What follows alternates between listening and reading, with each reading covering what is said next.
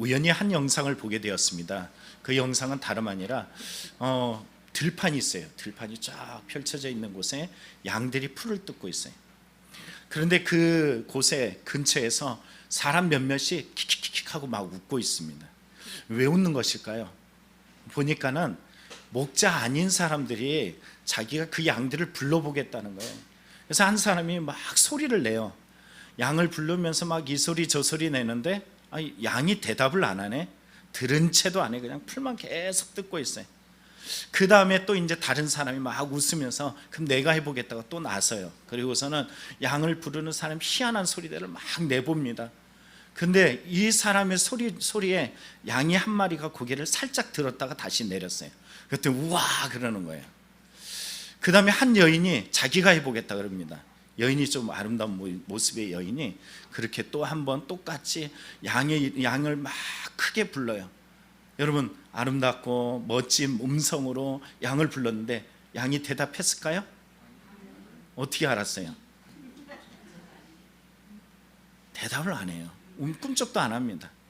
그런데 정말로 이 옷이 참 별 희한해요. 그냥 위에부터 아래로 한 통이 되었고 얼굴도 좀 이상하게 생긴 사람이 보니까는 그 사람이 목자였나 봐요. 이 사람이 다시 이야기를 합니다. 아이고 네. 추우세요? 더우셔요? 네, 잠깐만요.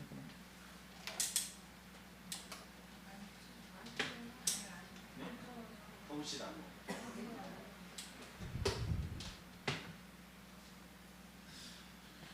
그래가지고 어디까지 있어요? 이 목자인 사람이 이제 소리를 지릅니다. 막 소리를 지르니까는 그 사람이 삐리삐리삐리 뭐라고 막 그래요. 그랬더니 양이 고개를 탁 듭니다. 그러더니 조금 있다가 매 그러더니 그 목자에게 막 다 이렇게 몰려드는 것이에요. 여러분 신기하지 않아요? 아름다운 소리, 멋진 소리, 잘생기지도 않고 별 볼 일 없는데 그 어느 소리에도 반응하지 않던 이 양들이 반응하면서 결국은 옵니다. 그런데 성경에 보면 뭐라 그래요? 분명히 말하죠. 내 양은 내 음성을 듣고 나를 따르느니라. 성경에 보면은 예수님이 오실 것을 예고하는 말씀들이 있어요. 사도 바울이 성경에 보면 사도행전 26장에 아그리빠 왕을 불러놓고서 이렇게 말합니다. 선지자들과 모세가 반드시 되리라고 말한 것밖에는 없으니 이렇게 말하면서 선지자들 모세가 반드시 말한 것 그게 뭘까요? 심지어는 이 말을 가지고 아그리빠 왕에게 바울은 이렇게 말합니다. 선지자를 믿으시나이까? 믿으시는 줄 아나이다 이렇게 말해요. 선지자의 말, 그 말이 무엇인지 그것이 곧 믿음하고 연관되어 있다는 것을 알게 되어져요. 그 말이 뭘까요? 아그리빠 왕은 이 말을 듣고서 말하기를 이렇게 대답을 합니다. 내가 적은 말로 나를 권하여 그리스도인이 되게 하느냐.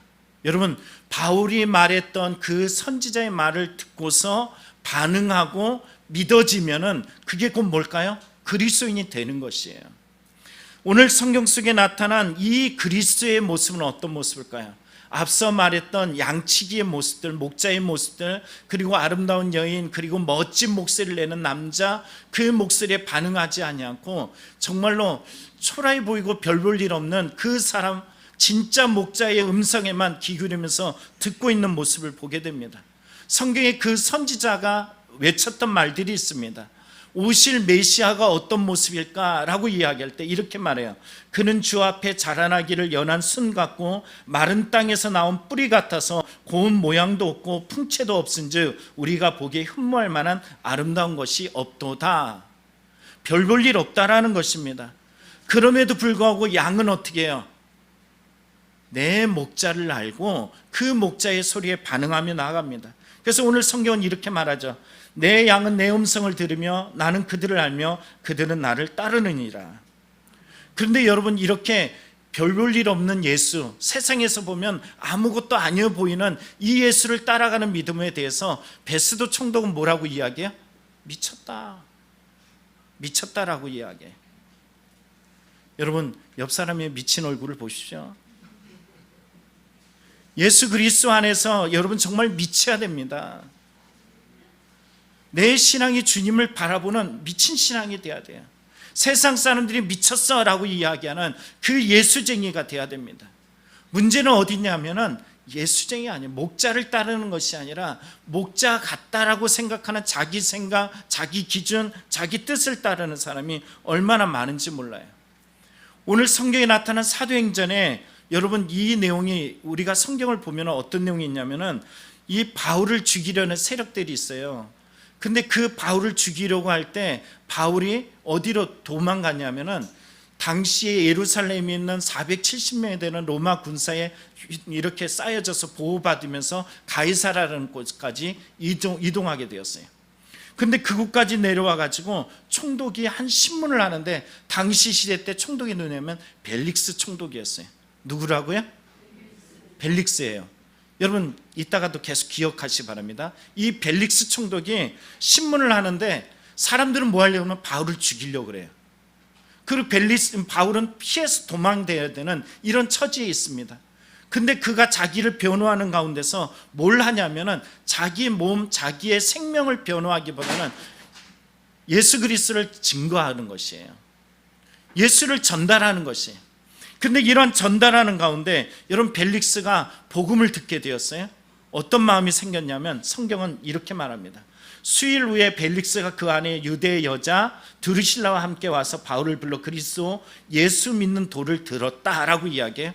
예수 믿는 도에게 어떤 반응을 일으켰냐면 바울이 의, 절제, 장차올 심판을 강론했어요. 그랬더니 벨릭스가 어떤 마음이 생겼다고요? 두려운 마음이 생겼어요. 말씀에 반응이 일어났어요. 그런데 뭐라고 이야기하냐면 지금은 가라, 틈 있으면 너를 부르리라 그러면서 그를 보냈어요. 그 시간의 갭이 언제냐면 얼만큼이냐면은 틈이라고 이야기한 이 갭이 자그마치 2년이에요. 2년이 끝나고 나서 벨릭스는 어디로 가냐면은 이제는 이곳에서의 자기 임무를 다 끝나고 이제는 다시 자기의 새로운 위임지로 이제 가게 되는 것을 보게 됩니다. 여러분 벨릭스가 뭐라고 이야기했어요? 자기의 마음에 지금 찔림이 있어요. 두려움이 생겼어요. 그럼 이때가 누가 오시는 시간이에요? 주님이 들어오시는 시간이에요. 이것을 받아들이면 어떻게 돼요? 자유함이 생겨요. 그리고 구원의 기쁨이 생깁니다. 근데 이 벨릭스는 이것을 누리지 못하고 걸림이 되었습니다. 이유가 뭐냐면 성경은 이렇게 말해요. 동시에 또 바울에게 돈을 받을까 바라는 거로 또 27절에 말하죠. 유대인의 마음을 얻고자 하여. 여러분 앞에 말하는 틈이라는 말이 나옵니다. 앞서 보면은 이렇게 말하죠. 안 돼. 좀 줘보실래? 오늘 이상하네. 은혜 받을 때는 더 이상해요. 자, 드루실라가 이제 바울의 의와 절제와 장차 오실 심판을 강론했을 때 뭐라고 이야기해요? 지금 가라. 내가 뭐가 있을 때? 벨릭스는 뭘 만들었어요? 틈을 만들었어요. 여러분 틈 없이 하나님이 찾아오시잖아요. 예전에 웃긴 얘기 제가 말씀드린 적 있잖아요. 주님이 오실 때 주님은 구름을 타고 오고 마귀는 못 타고 온다고요? 틈 타고 온다 그랬잖아요. 그런데 여기에도 벨릭스가 마찬가지예요. 자기에게 찔림이 있는데 그 틈을 길게 벌려놨어요. 그리고 성경에 보니까 그 다음 절에 말할 때 뭐라 그럽니까? 27절에 보면 이태라고 이야기해요. 이태라는 말은 2년이란 뜻입니다. 2년이란 긴 시간 동안에 그는 유대인의 마음, 그의 마음속에 바울을 만나고 복음을 듣지만 그의 마음속에는 이 욕망, 욕심, 이 세상적인 무력에 대한 것들만 그의 마음에 가득한 것이에요. 성경에 누가복음 8장에 보면 예수님께서 비유로 말씀하십니다. 씨 뿌리의 비유를 말씀하실 때 길가밭, 가시밭, 돌짝밭 이 말씀을 하시면서 한 비유를 말씀하시는 가운데 이 벨릭스에게 똑같은 말씀을 해주셨어요. 가시떨기에 떨어졌다는 것은 하면서 말씀을 들은 자이나 지냄 중에 뭐가요? 세상의 염려 또 뭐 재물, 향락의 기운에 막혀 온전히 결실하지 못하는 자 이렇게 말하고 있습니다. 2년이라는 시간이 주어졌지만 그의 심령 속에 그의 믿음이 온전히 자라지 못하고 그 믿음이 뿌리 내리지 못하고 계속 막혀서 복음이 죽었던 이유는 무엇일까요? 바로 세상의 무력이라는 이 모습들 하나님의 가치, 생명의 가치보다는 물질에 대한 가치뿐만 아니라 사람들의 시선에 마음을 빼앗겼기 때문이라는 것입니다. 새로운 총독이 부임했어요. 베스도라는 총독이 부임했습니다. 여러분 어떻게 됐을까요? 새로운 총독이 부임해가지고 다시 한번 그 가운데서 또 한번 복음을 전하는 일이 생겼어요. 그랬더니 자, 뭐라고 이야기하느냐 하면은 이렇게 말해요. 바울아, 내가 미쳤도다. 뭐라고 이야기한다고요? 내가 미쳤도다. 이렇게 말하죠. 베스도가 누구냐면 벨릭스 총독의 뒤를 이은 새로운 총독입니다. 신임 총독이에요. 그런데 바울에게 네가 미쳤어. 내 많은 학문이 너를 미치게 한다. 왜? 바울의 처지를 보시죠. 어떤 처지일까요? 당시 시간에 신문이 이루어졌을 때 바울의 외모, 겉으로 드러나는 모습과 당시 시대 때 있었던 이 아그리빠 왕하고 버니게라는 헤롯의 아들, 딸이 왔었어요.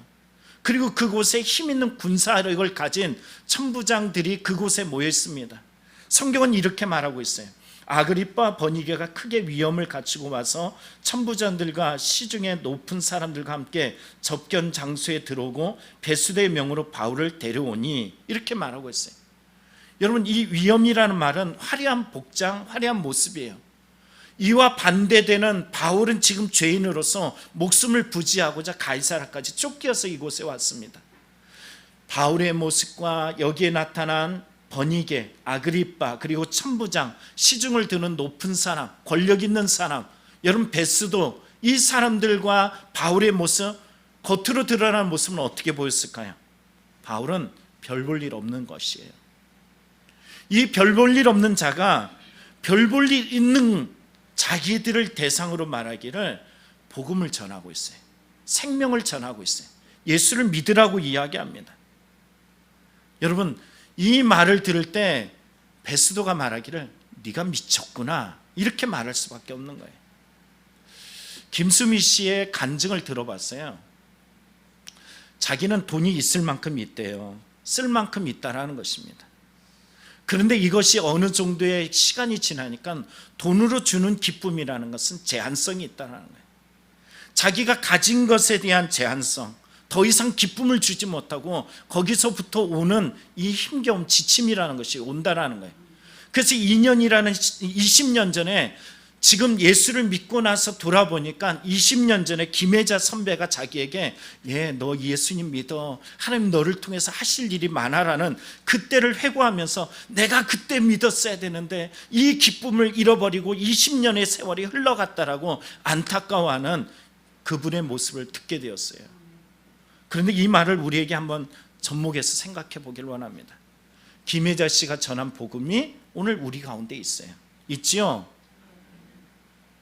여러분, 또한 우리 김수미 씨가 지금 막 안타까우면서 이 받은 복음의 기쁨이 여러분에게 있지요.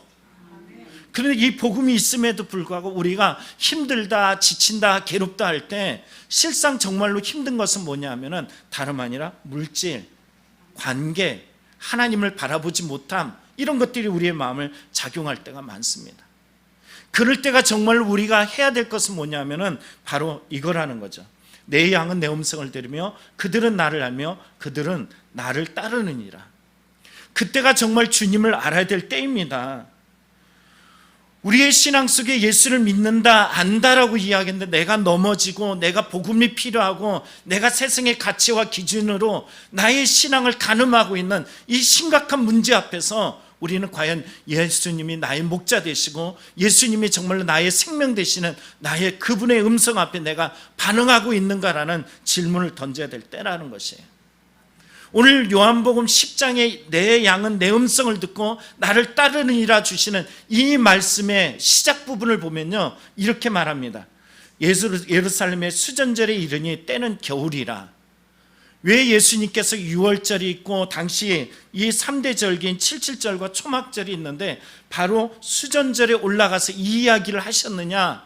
여러분, 수전절이라는 게 뭐냐면요, 당시에 이 역사적으로 이스라엘 사람들이 아주 그냥 피바다가 되고 죽음에 이르르고 그리고 생명을 지키려다가 그들이 엄청 고통을 당했던 때가 있습니다.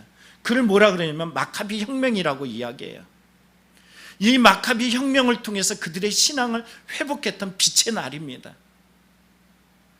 그런데 그들이 지금 이 빛의 날의 온전한 복음, 여러분 성경 요한복음에 그래, 빛이 우리에게 오셨단 말이에요.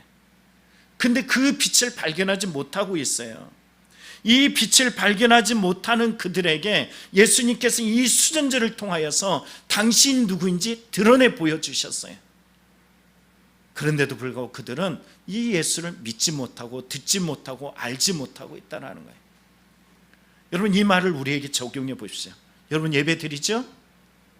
오늘도 시간을 내어서 이 주일에 오랫동안 자고 싶고 편하고 싶고 그러고 싶은데 우리가 누리지 못하고 우리가 갖지 못하는 시간들에 도리어 예배 드려야 돼? 참 속상하네, 힘드네 하면서 오신 분들 없잖아 있을 수도 있습니다. 그런데 여러분 보십시오. 오늘 성경에 예수님께 이 수전절에 유대인들이 예수님께 모여들어서 한 질문이 있어요. 뭐라 그러냐면 믿음의 질문 같아요. 유대인들이 에워싸며 이르되 당신이 언제까지나 우리의 마음을 의욕하게 하려 하시나이까? 그리스도이면 밝히 말씀하소서. 우리가 들을 때는 어떤 마음이 들어요? 예수님이 그래 내가 예수야, 내가 바로 메시아야, 나를 따라. 그러면 이들은 철저하게 따를 것 같잖아요. 그럴 것 같지 않아요? 이 정도로 신앙적 질문을 가지고 있으면 예수님을 따를 것 같잖아요. 근데 그렇지 않습니다. 예수님은 그들의 심리적 상태, 그들의 믿음의 상태, 하나님 앞에 서 있는 그들의 모습을 다 알고 있으셨어요. 그래서 뭐라고 말씀하시느냐 하면은 예수님께서 말씀하시길 이렇게 말합니다. 예수께서 대답하시되 내가 너에게 말하였으되 믿지 아니하도다. 내가 내 아버지의 이름으로 행하는 일들이 나를 증언하는 것이거늘 너희가 내 양이 아니므로 믿지 아니하는도다. 여러분 다시 한번 생각해 보길 원합니다. 내 양은 내 음성을 듣고 나를 따라요. 듣고로 끝나지 않습니다. 들었으면 어떻게 한다고요? 따라요. 따르는 게 믿음입니다. 그런데 듣기만 해요. 입력만 해. 계속 쌓아. 삶 속에 전혀 따름이 없습니다. 우리는 형편이라는 것을 자꾸 바라봐요. 바울의 형편을 보시면은 우리는 그 바울이 별 볼 일 없는 그 겉모습, 외모, 그리고 예전엔 잘 나간지 모르지만 지금 아그리빠 왕 베니게 앞에 지금 현재 정말로 별 볼 일 없는 그의 모습을 보면은 그 길을 믿고 싶어도 믿거나 따르게 하지 않도록 하는 걸림이 있잖아요. 저거 별 볼 일 없는데 형편이라는 것입니다. 근데 바울 사도는 이렇게 말하죠. 바울이 이르되 말이 적으나 많으나 당신뿐만 아니라 오늘 내 말을 듣는 모든 사람도 다 이렇게 결박된 것 외에 나와 같이 되기를 하나님께 원하나이다. 여러분 돈이 많든 공주든 왕이든 최고의 총독이든 천부장으로 권력과 군사력을 가지고 있든 여러분 모두가 예수 그리스도 안에서 내 말을 따르고 고침받고 예수의 생명이 그 안에 있어야 될 바로 그런 구원의 대상이라는 것입니다. 이 구원을 위해서 예수님께서 무엇을 하셨을까? 같이 한번 읽어보겠습니다. 시작. 예루살렘아 예루살렘아 선지자들을 죽이고 내게 파송된 자들을 돌로 치는 자여, 암탉이 그 새끼를 날개 아래 몸같이 내가 내 자녀를 모려한 일이 몇 번이더냐. 그러나 너희가 원하지 아니하였도다.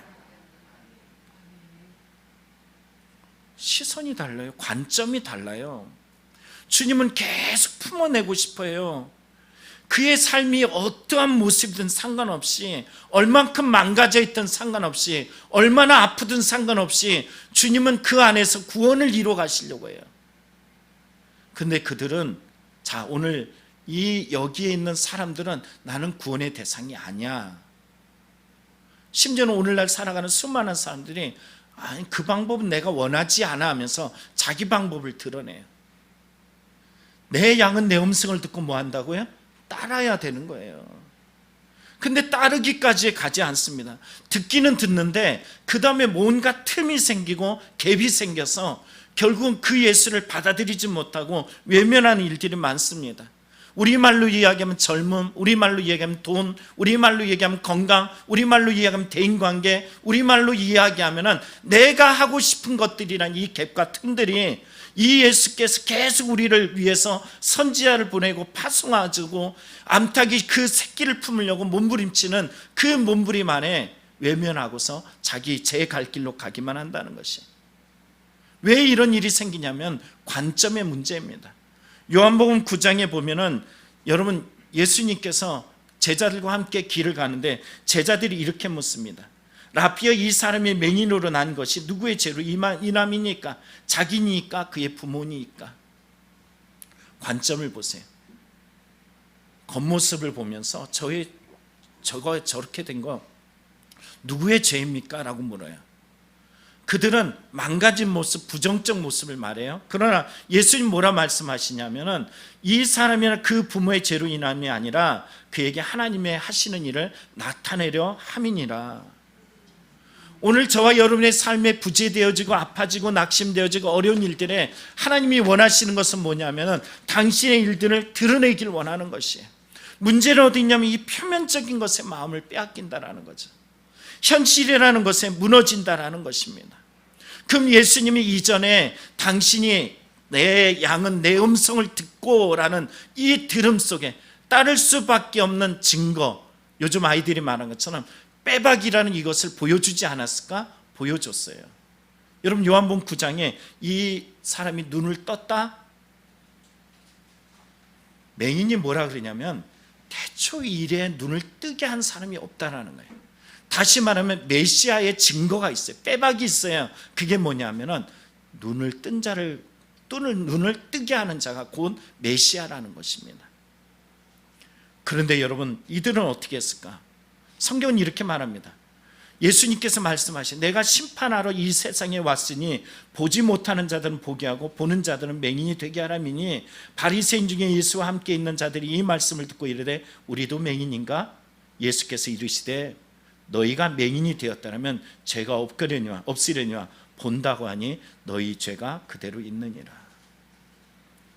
우린 본다, 안다, 그렇고 말합니다.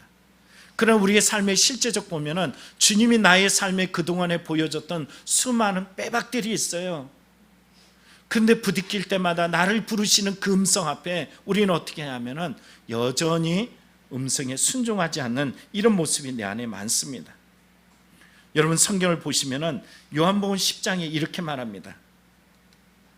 유대인들이 에워싸며 이르되 당신이 언제까지나 우리의 마음을 의혹하게 하려셨나이까? 의혹하게 한 적 없어요. 확실한 증거만 보여줬습니다. 그들은 보았어요. 들었어요. 소문을 듣고 예수의 생명을 들었어요. 여러분, 혈루증 여인이 예수님께 나와서 옷자락을 만질 때 여러분 어떻게 나왔을까요? 들었어요. 단지 들었어요. 수로보니게 여인, 그 이방 여인이 예수께 나와서 그의 인생을 짓밟아가면서 말로 아프게 일부러 만드셨어요. 왜? 들은 것이 그 안에 진짜 믿음이 됐냐라는 거예요. 개라는 표현을 쓰면서 그 인생을 짓밟아 봅니다. 그러나 그녀는 절대 넘어지지 않아요. 왜? 예수님을 알고 있었어요. 네 믿음이 너를 구원한다라는 거예요. 네가 그렇게 행하였기 때문에 네 딸이 치유받았다라는 말씀을 하고 계세요. 여러분, 백부장이 자기의 딸을 치유하는 과정에서도 이만만한 믿음이 없다, 종에게도 이만만한 믿음이 없다라고 이야기하셔요. 다름 아닙니다. 들은 이야기가 자기의 실제적 신앙으로 고백되어지고 실천되어진다는 것입니다. 이적을 보지 못해서가 아니에요. 못 들어서가 아니에요. 하나님의 능력이 그들의 삶에 여전히 펼쳐지고 나타나지만 그들의 삶은 예수의 음성을 알아듣지 못합니다. 이사야서 6장에 이렇게 말합니다. 여러분 잘 보십시오. 내가 또 주의 목소리를 들으니 주께서 이르시되 내가 누구를 보내며 누가 우리를 위하여 갈까 하시니 그때 내가 이르되 내가 여기 있나이다, 나를 보내소서. 여러분, 이 본문을 뭐라고 하면 이사야의 소명장이라고 이야기해요. 하나님께서 말씀하셔요. 내가 누구를 보내면 누구가 나를 위하여 갈거라고 이야기할 때 여러분, 여기에 구원의 음성이에요. 그런데 이 구원과 아주 대치되는 말씀이 다음 절인 9절에 나옵니다. 여호와께서 이르시되 가서 이 백성이 이르기를 너희가 듣기를 들어도 깨닫지 못할 것이요 보기는 보아도 알지 못하리라, 이렇게 말하라는 거예요. 아니, 구원을 행하기 위해서 보내시는 자리에 여러분 그곳에 듣지 못하는 이들이, 보아도 보지 못하는 이들이 있을 것이라는 거예요. 쉽게 이야기하면 이 두 단어를 안 하면 구원과 심판입니다. 하나님이 심판하시는 자리에 구원하시는 자리가 같은 곳에서 일어나고 있어요. 여러분, 우리가 말한다면 삶의 고난, 슬픔, 고통, 비애, 비탄, 절망 이렇게 말하는 곳에 우리는 모든 것을 부정적으로 말할지 몰라요. 그러나 주님 말해요. 내가 누구를 보낼 거라고 말씀하셔요. 그 안에 구원을 행하고자 주님은 일하고 계십니다. 그런데 문제는 어디 있냐면 그곳에 가면은 보아도 보지 못하고 들어도 듣지 못하는 막힌 자들이 있다는 것입니다. 성경에 보면은 마태복음 13장에 씨 뿌리는 자의 비유가 나옵니다. 이 비유에 보면 우리가 알죠? 이 비유 속에 어떤 이야기가 나냐면 이렇게 비유를 쭉 말해요. 여러분, 길가밭, 가시밭, 돌짝밭, 좋은 밭 얘기하고 나서 이렇게 말해요. 귀 있는 자는 들으라. 여러분, 여기에 귀 없는 사람이 있을까요? 예수님께 모여든 자 중에 귀가 없는 사람이 있었을까요? 이 귀라는 것은 어떤 의미를 말하는 걸까요? 제자들이 다시 와서 예수님께 묻습니다. 들었어요. 못 알아들었어. 그리고선 예수님께 나서 물어요. 어찌하여 그들에게 비유로 말씀하시나이까? 라고 말해요. 그랬더니 예수님께서 이리 말씀하시네요. 대답하여 이르시되 천국의 비밀을 아는 것이 너에게는 허락하였으나 그들에게는 아니 되었으되. 여러분, 두 부류로 나눴어요. 어떤 부류로? 너희와 그들로 나눠졌어요. 너희와 그들로 나눠진 이 자리는 어떤 자리일까요? 여러분, 이사야의 말씀을 비유로 말해요. 이 14절에 보면 이사야 예언에 그들에게 이루어졌으니 일렀으되 너희가 듣기는 들어도 깨닫지 못할 것이요 보기는 보아도 알지 못하리라 이렇게 말합니다. 여러분, 이 말씀이 15절에 가서 말해요. 이 백성이 마음이 모아여져서 완악하여져서 들어요. 듣기는 듣습니다. 그 귀는 듣기에 둔하고 눈은 감았으니 이는 눈으로 보고 귀로 듣고 마음으로 깨달아 돌이켜 내게 고침을 받을까 두려움이라 하였으되. 여러분, 우리 여기 이곳에 있단 말이에요. 우리말로 이야기해 볼게요. 여기 왔어요. 왔죠? 제 음성이 들리죠? 안 들리는 사람이 있어요. 내가 지금 무엇을 말하고자 하는지 그 본질, 예수의 생명이라는 이 복음을 내 마음에 넣기를 원하는 이 간절함이 전혀 통용되지 않는 이들이 있습니다. 그들을 말하기를 뭐라 그러냐면 너희 눈은 봄으로 너희 귀는 들음으로 보겠다라는 이 자들과 반대로 구분되어지는 이들이 있어요. 그들을 표현하면은 심판을 받을 완악한 자, 또 한 부류는 들음으로 복있는 구원받을 자, 이렇게 나눠집니다. 여러분들은 어떤 대상일 것 같습니까? 옆 사람의 얼굴을 한번 보십시오. 야, 이 사람이 구원받을 수 있을까? 여러분, 우리가 우리의 힘으로 구원받을 수 있다면 거짓말하는 거죠. 우리는 나약하기 그지없습니다. 예수님께서 비유를 들으셨을 때, 여러분, 씨 뿌리는 자의 비유를 들을 때 이렇게 말하죠. 천국 말씀을 듣고 깨닫지 못할 때는 악한 자가 와서 그 마음에 뿌려진 것을 빼앗나니 그가 곧 길가밭이라고 이야기해요. 돌밭에 뿌려졌던 것은 잠깐 기쁨이 생기지만 뿌리가 없어서 환난과 박해로 무너진다라고 이야기해요. 여러분, 22절에 가시떨기 밭은 세상 염려와 재물의 유혹으로 말미암아 결실을 맺지 못하는 자라고 이야기해요. 근데 이 세 가지 밭을 얘기했을 때 여러분, 여기서 나는 아니야, 나는 자유해, 나는 구원받았어 라고 이야기할 자들이 몇이나 될까요?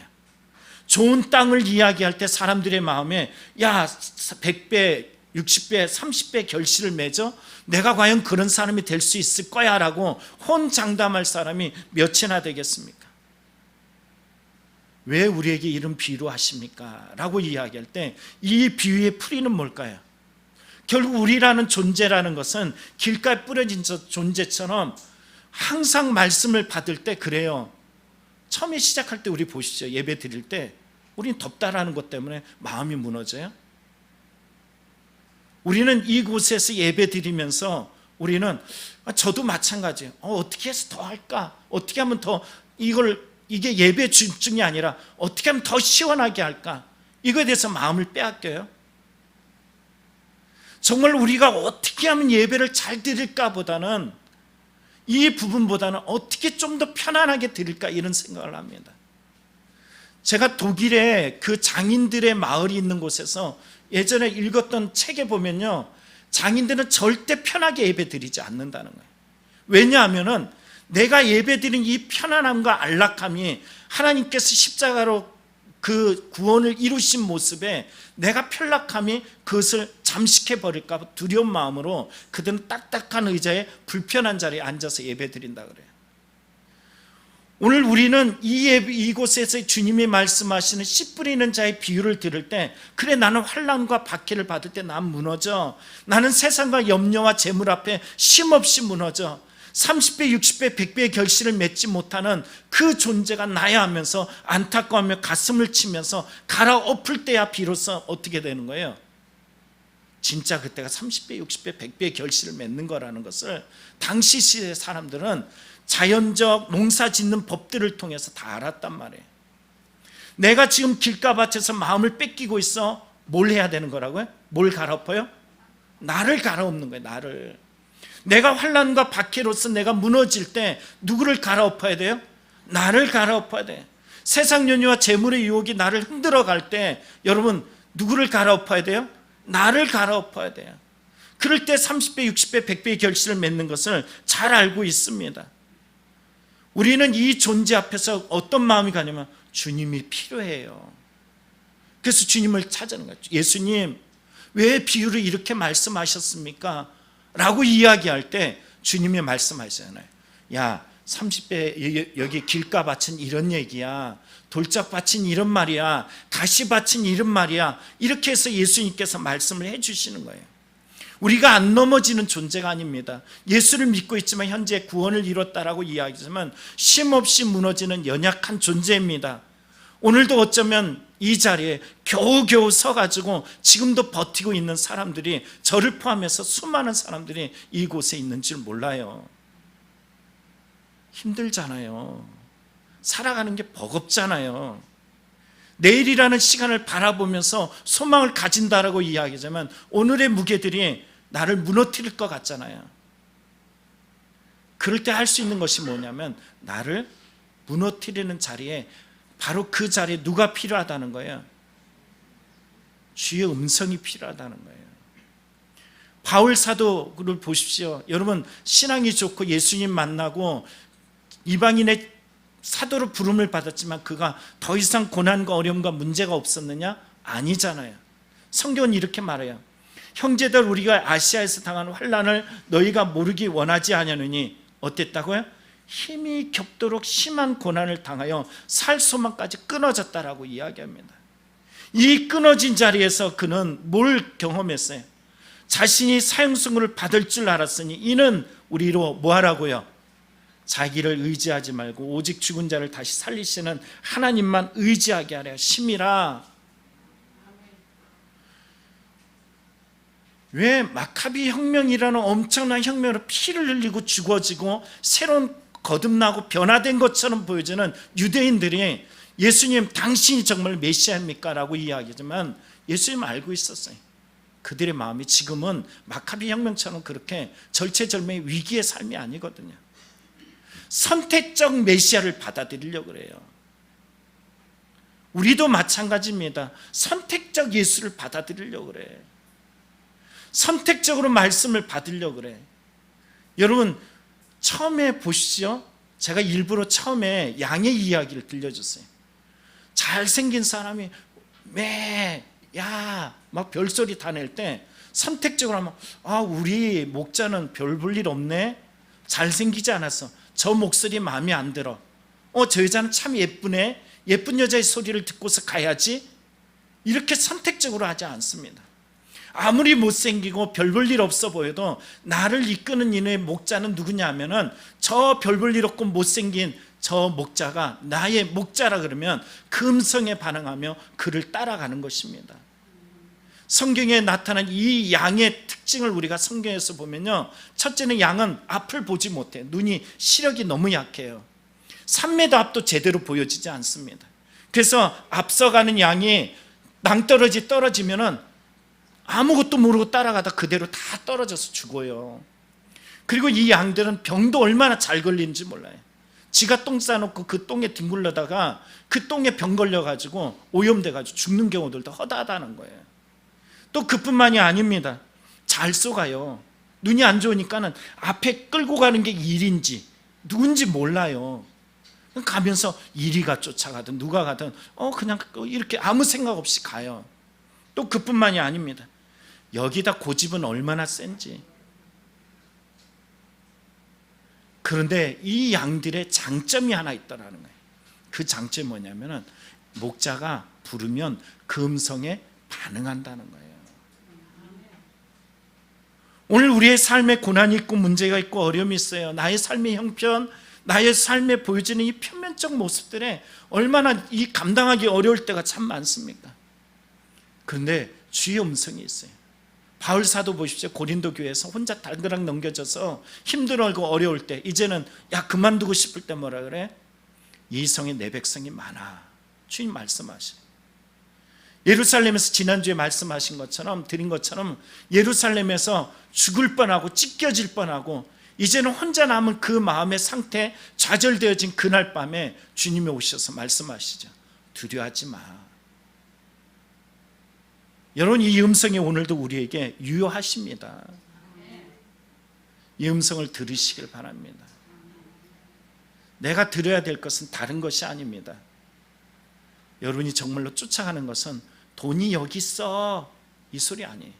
벨릭스처럼 돈에 묶여가지고 사는 것도 아니고, 그리고 베르스처럼, 여러분 베스도는 어떠냐 하면은 결국 마지막에 너 미쳤구나 라고 이야기했는데 자기가 갑이 됐잖아요.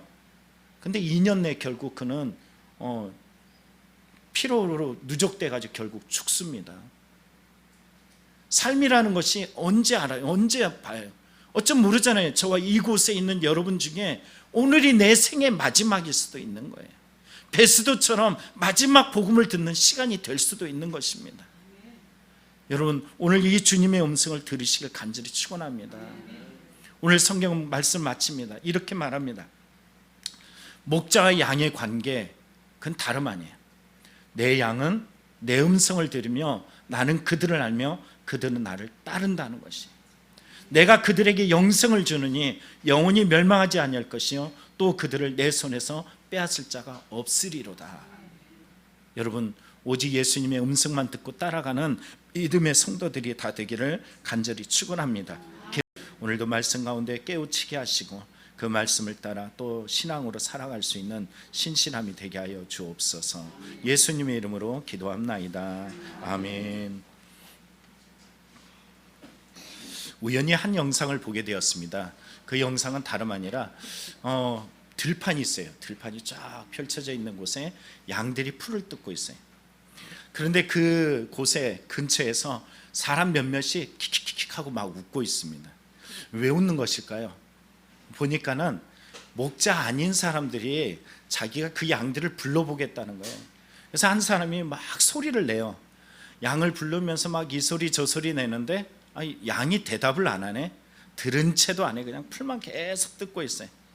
그 다음에 또 이제 다른 사람이 막 웃으면서 그럼 내가 해보겠다고 또 나서요. 그리고서는 양을 부르는 사람 희한한 소리들을 막 내봅니다. 근데 이 사람의 소리에 양이 한 마리가 고개를 살짝 들었다가 다시 내렸어요. 그때 우와 그러는 거예요. 그 다음에 한 여인이 자기가 해보겠다 그럽니다. 여인이 좀 아름다운 모습의 여인이 그렇게 또 한 번 똑같이 양을 막 크게 불러요. 여러분, 아름답고 멋진 음성으로 양을 불렀는데 양이 대답했을까요? 어떻게 알았어요? 대답을 안 해요. 꿈쩍도 안 합니다. 그런데 정말로 이 옷이 참 별 희한해요. 그냥 위에부터 아래로 한 통이 되었고 얼굴도 좀 이상하게 생긴 사람이 보니까는 그 사람이 목자였나 봐요. 이 사람이 다시 이야기를 합니다. 아이고 네. 추우세요? 더우세요? 네, 잠깐만요.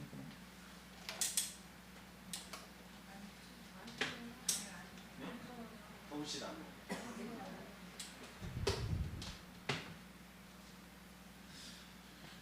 그래가지고 어디까지 있어요? 이 목자인 사람이 이제 소리를 지릅니다. 막 소리를 지르니까는 그 사람이 삐리삐리삐리 뭐라고 막 그래요. 그랬더니 양이 고개를 탁 듭니다. 그러더니 조금 있다가 매 그러더니 그 목자에게 막 다 이렇게 몰려드는 것이에요. 여러분 신기하지 않아요? 아름다운 소리, 멋진 소리, 잘생기지도 않고 별 볼 일 없는데 그 어느 소리에도 반응하지 않던 이 양들이 반응하면서 결국은 옵니다. 그런데 성경에 보면 뭐라 그래요? 분명히 말하죠. 내 양은 내 음성을 듣고 나를 따르느니라. 성경에 보면은 예수님이 오실 것을 예고하는 말씀들이 있어요. 사도 바울이 성경에 보면 사도행전 26장에 아그리빠 왕을 불러놓고서 이렇게 말합니다. 선지자들과 모세가 반드시 되리라고 말한 것밖에는 없으니, 이렇게 말하면서 선지자들, 모세가 반드시 말한 것, 그게 뭘까요? 심지어는 이 말을 가지고 아그리빠 왕에게 바울은 이렇게 말합니다. 선지자를 믿으시나이까? 믿으시는 줄 아나이다, 이렇게 말해요. 선지자의 말, 그 말이 무엇인지 그것이 곧 믿음하고 연관되어 있다는 것을 알게 되어져요. 그 말이 뭘까요? 아그리빠 왕은 이 말을 듣고서 말하기를 이렇게 대답을 합니다. 내가 적은 말로 나를 권하여 그리스도인이 되게 하느냐. 여러분, 바울이 말했던 그 선지자의 말을 듣고서 반응하고 믿어지면은 그게 곧 뭘까요? 그리스도인이 되는 것이에요. 오늘 성경 속에 나타난 이 그리스도의 모습은 어떤 모습일까요?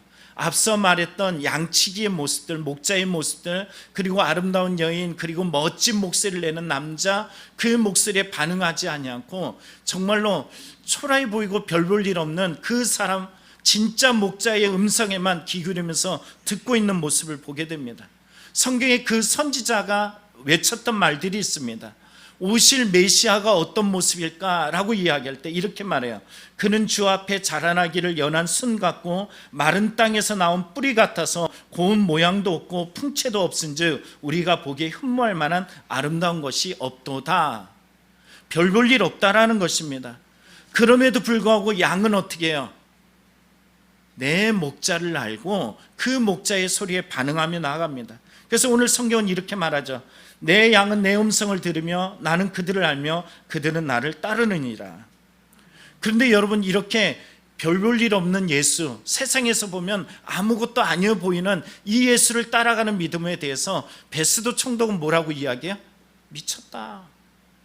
미쳤다라고 이야기해요. 여러분, 옆 사람의 미친 얼굴을 보십시오. 예수 그리스도 안에서 여러분 정말 미쳐야 됩니다. 내 신앙이 주님을 바라보는 미친 신앙이 돼야 돼요. 세상 사람들이 미쳤어 라고 이야기하는 그 예수쟁이가 돼야 됩니다. 문제는 어디냐면은 예수쟁이 아니에요. 목자를 따르는 것이 아니라 목자 같다라고 생각하는 자기 생각, 자기 기준, 자기 뜻을 따르는 사람이 얼마나 많은지 몰라요. 오늘 성경에 나타난 사도행전에 여러분 이 내용이, 우리가 성경을 보면 어떤 내용이 있냐면은 이 바울을 죽이려는 세력들이 있어요.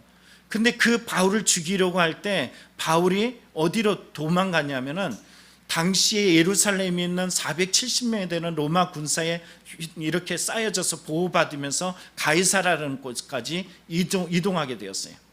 근데 그곳까지 내려와 가지고 총독이 한 신문을 하는데, 당시 시대 때 총독이 누구냐면 벨릭스 총독이었어요. 누구라고요? 벨릭스예요. 여러분 이따가도 계속 기억하시기 바랍니다. 이 벨릭스 총독이 신문을 하는데 사람들은 뭐 하려고 하면 바울을 죽이려고 그래요. 그리고 바울은 피해서 도망돼야 되는 이런 처지에 있습니다. 근데 그가 자기를 변호하는 가운데서 뭘 하냐면은 자기 몸, 자기의 생명을 변호하기보다는 예수 그리스도를 증거하는 것이에요. 예수를 전달하는 것이에요. 근데 이런 전달하는 가운데 여러분 벨릭스가 복음을 듣게 되었어요. 어떤 마음이 생겼냐면 성경은 이렇게 말합니다.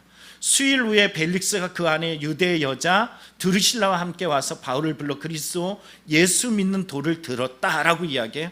예수 믿는 도에게 어떤 반응을 일으켰냐면 바울이 의, 절제, 장차올 심판을 강론했어요. 그랬더니 벨릭스가 어떤 마음이 생겼다고요? 두려운 마음이 생겼어요. 말씀에 반응이 일어났어요. 그런데 뭐라고 이해하냐면 지금은 가라. 틈이 있으면 너를 부르리라 그러면서 그를 보냈어요. 그 시간의 갭이 언제냐면 얼만큼이냐면은 틈이라고 이야기한 이 갭이 자그마치 2년이에요. 2년이 끝나고 나서 벨릭스는 어디로 가냐면은 이제는 이곳에서의 자기 임무를 다 끝나고 이제는 다시 자기의 새로운 위임지로 이제 가게 되는 것을 보게 됩니다. 여러분, 벨릭스가 뭐라고 이야기했어요? 자기의 마음에 지금 찔림이 있어요. 두려움이 생겼어요. 그럼 이때가 누가 오시는 시간이에요? 주님이 들어오시는 시간이에요. 이것을 받아들이면 어떻게 돼요? 자유함이 생겨요. 그리고 구원의 기쁨이 생깁니다. 근데 이 벨릭스는 이것을 누리지 못하고 걸림이 되었습니다. 이유가 뭐냐면 성경은 이렇게 말해요. 동시에 또 바울에게 돈을 받을까 바라는 거로, 또 27절에 말하죠. 유대인의 마음을 얻고자 하여. 여러분, 앞에 말하는 틈이라는 말이 나옵니다. 앞서 보면은 이렇게 말하죠. 안 돼. 좀 줘보실래? 오늘 이상하네. 은혜 받을 때는 더 이상해요. 자, 드루실라가 이제 바울의 의와 절제와 장차 오실 심판을 강론했을 때 뭐라고 이야기해요? 지금 가라. 내가 뭐가 있을 때? 벨릭스는 뭘 만들었어요? 틈을 만들었어요. 여러분, 틈 없이 하나님이 찾아오시잖아요. 예전에 웃긴 얘기 제가 말씀드린 적 있잖아요. 주님이 오실 때 주님은 구름을 타고 오고 마귀는 못 타고 온다고요? 틈 타고 온다 그랬잖아요. 그런데 여기에도 벨릭스가 마찬가지예요. 자기에게 찔림이 있는데 그 틈을 길게 벌려놨어요. 그리고 성경에 보니까 그 다음 절에 말할 때 뭐라 그럽니까? 27절에 보면 이태라고 이야기해요. 이태라는 말은 2년이란 뜻입니다. 2년이란 긴 시간 동안에 그는 유대인의 마음, 그의 마음속에 바울을 만나고 복음을 듣지만 그의 마음속에는 이 욕망, 욕심, 이 세상적인 무력에 대한 것들만 그의 마음에 가득한 것이에요. 성경에 누가복음 8장에 보면 예수님께서 비유로 말씀하십니다. 씨 뿌리의 비유를 말씀하실 때 길가밭, 가시밭, 돌짝밭 이 말씀을 하시면서 한 비유를 말씀하시는 가운데 이 벨릭스에게 똑같은 말씀을 해주셨어요. 가시떨기에 떨어졌다는 것은 하면서 말씀을 들은 자이나 지냄 중에 뭐가요? 세상의 염려 또 뭐 재물, 향락의 기운에 막혀 온전히 결실하지 못하는 자 이렇게 말하고 있습니다. 2년이란 시간이 주어졌지만 그의 심령 속에 그의 믿음이 온전히 자라지 못하고 그 믿음이 뿌리 내리지 못하고 계속 막혀서 복음이 죽었던 이유는 무엇일까요? 바로 세상의 무력이라는 이 모습들, 하나님의 가치, 생명의 가치보다는 물질에 대한 가치뿐만 아니라 사람들의 시선에 마음을 빼앗겼기 때문이라는 것입니다. 새로운 총독이 부임했어요. 베스도라는 총독이 부임했습니다. 여러분, 어떻게 됐을까요? 새로운 총독이 부임해가지고 다시 한번 그 가운데서 또 한번 복음을 전하는 일이 생겼어요. 그랬더니 자, 뭐라고 이야기하느냐 하면은 이렇게 말해요. 바울아, 내가 미쳤도다. 뭐라고 이야기한다고요? 내가 미쳤도다. 이렇게 말하죠. 베스도가 누구냐면 벨릭스 총독의 뒤를 이은 새로운 총독입니다. 신임 총독이에요. 그런데 바울에게 네가 미쳤어. 내 많은 학문이 너를 미치게 한다. 왜? 바울의 처지를 보시죠. 어떤 처지일까요?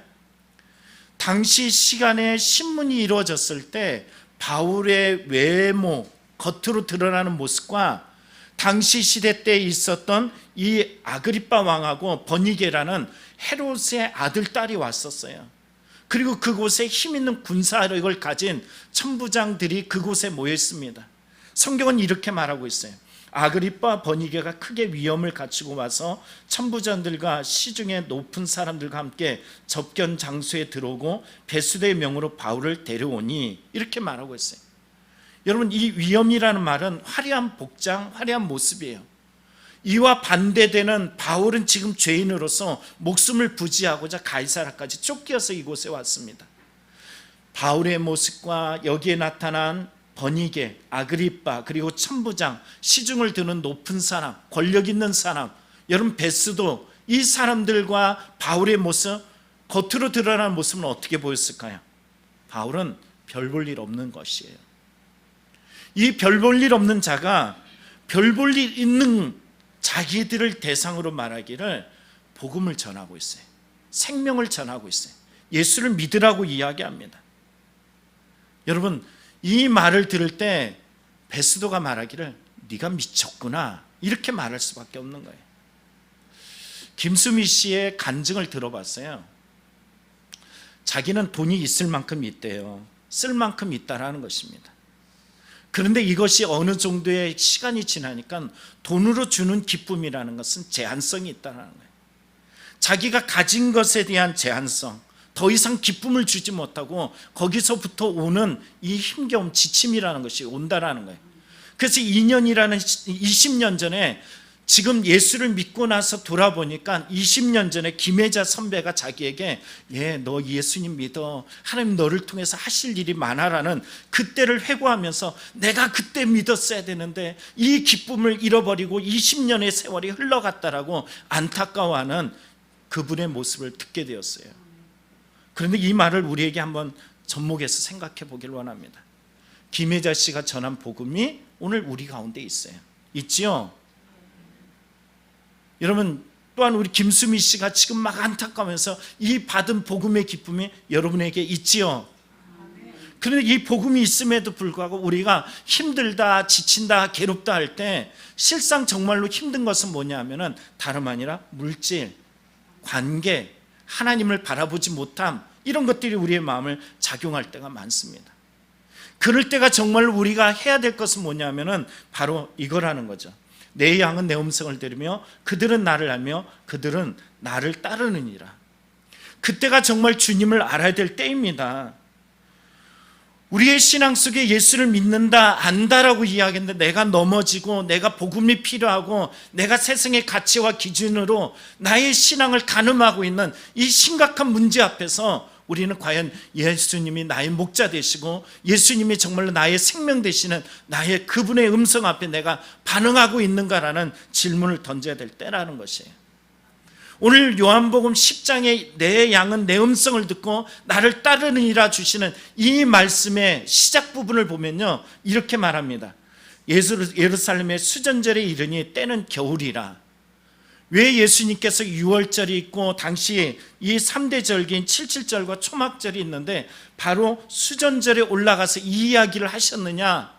여러분, 수전절이라는 게 뭐냐면요, 당시에 이 역사적으로 이스라엘 사람들이 아주 그냥 피바다가 되고 죽음에 이르르고 그리고 생명을 지키려다가 그들이 엄청 고통을 당했던 때가 있습니다. 그걸 뭐라 그러냐면 마카비 혁명이라고 이야기해요. 이 마카비 혁명을 통해서 그들의 신앙을 회복했던 빛의 날입니다. 그런데 그들이 지금 이 빛의 날에 온전한 복음, 여러분 성경 요한복음에 그래, 빛이 우리에게 오셨단 말이에요. 근데 그 빛을 발견하지 못하고 있어요. 이 빛을 발견하지 못하는 그들에게 예수님께서 이 수전절을 통하여서 당신 누구인지 드러내 보여주셨어요. 그런데도 불구하고 그들은 이 예수를 믿지 못하고 듣지 못하고 알지 못하고 있다는 거예요. 여러분, 이 말을 우리에게 적용해 보십시오. 여러분, 예배 드리죠? 오늘도 시간을 내어서 이 주일에 오랫동안 자고 싶고 편하고 싶고 그러고 싶은데 우리가 누리지 못하고 우리가 갖지 못하는 시간들에 도리어 예배 드려야 돼? 참 속상하네, 힘드네 하면서 오신 분들 없잖아 있을 수도 있습니다. 그런데 여러분 보십시오. 오늘 성경에 예수님께 이 수전절에 유대인들이 예수님께 모여들어서 한 질문이 있어요. 뭐라 그러냐면 믿음의 질문 같아요. 유대인들이 에워싸며 이르되 당신이 언제까지나 우리의 마음을 의욕하게 하려 하시나이까?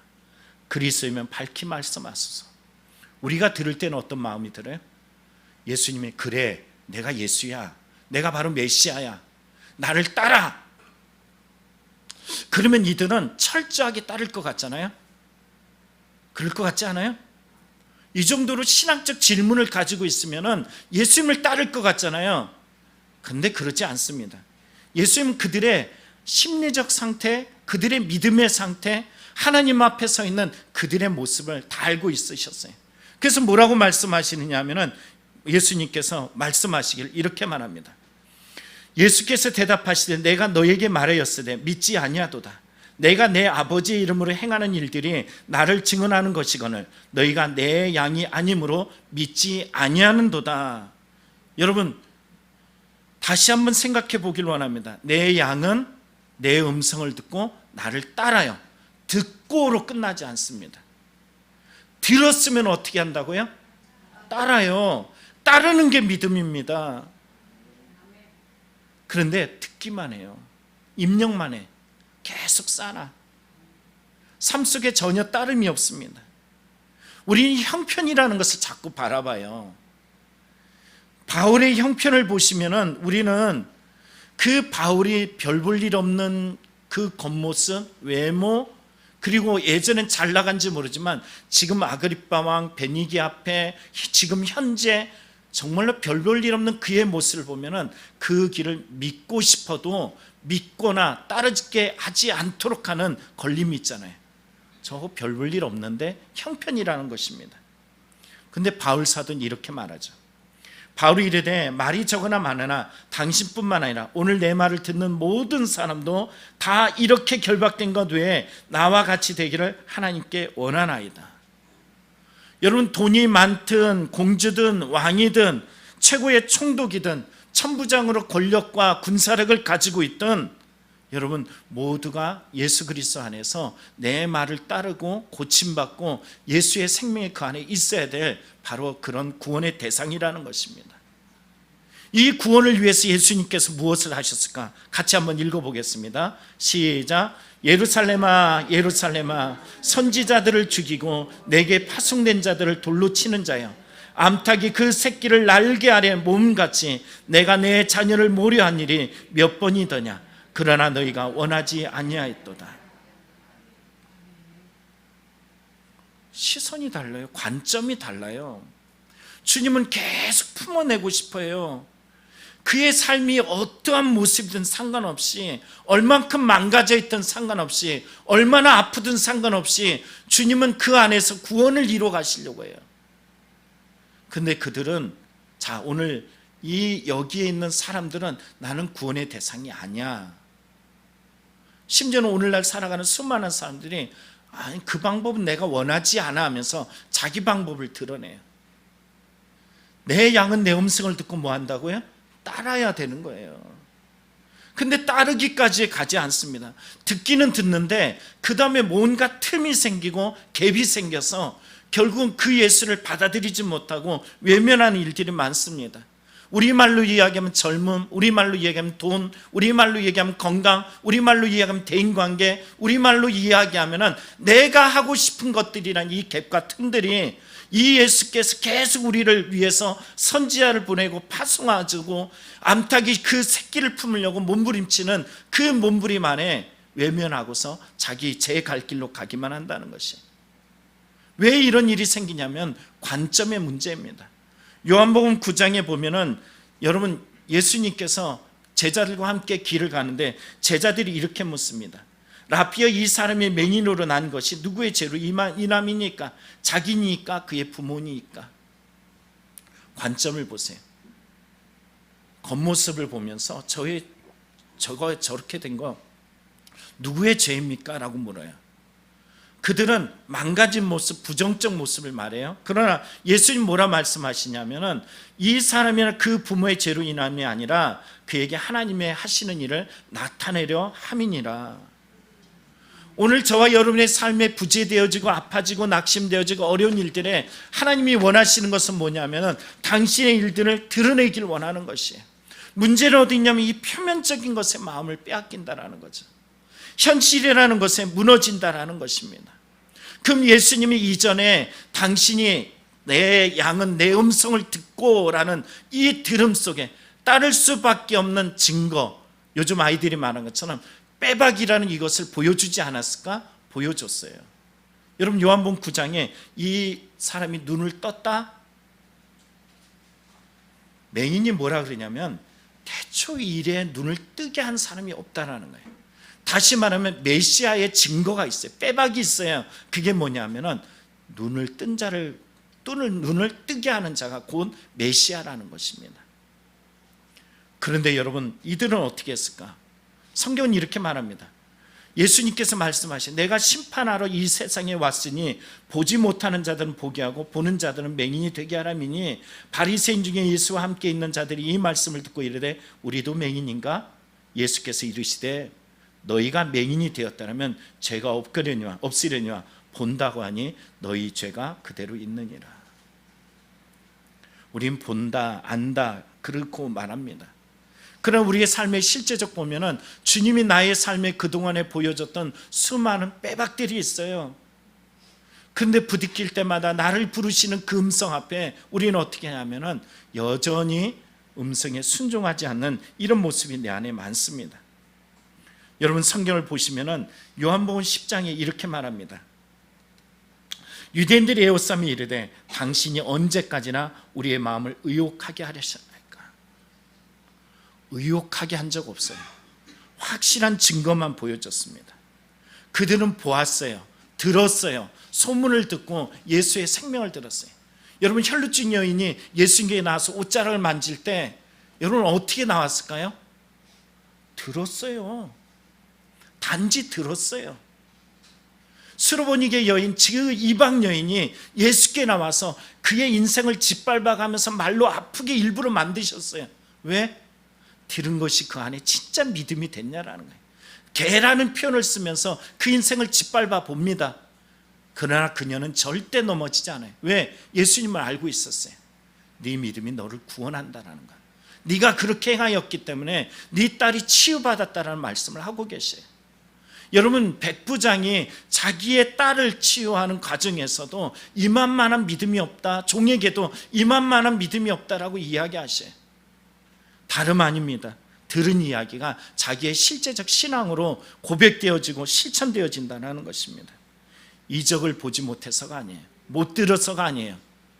하나님의 능력이 그들의 삶에 여전히 펼쳐지고 나타나지만 그들의 삶은 예수의 음성을 알아듣지 못합니다.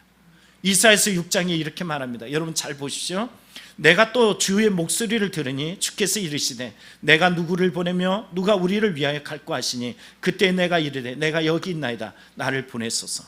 여러분 이 본문을 뭐라고 하냐면 이사야의 소명장이라고 이야기해요. 하나님께서 말씀하셔요. 내가 누구를 보내면 누구가 나를 위하여 갈고라고 이야기할 때 여러분 여기에 구원의 음성이에요. 그런데 이 구원과 아주 대치되는 말씀이 다음 절인 9절에 나옵니다.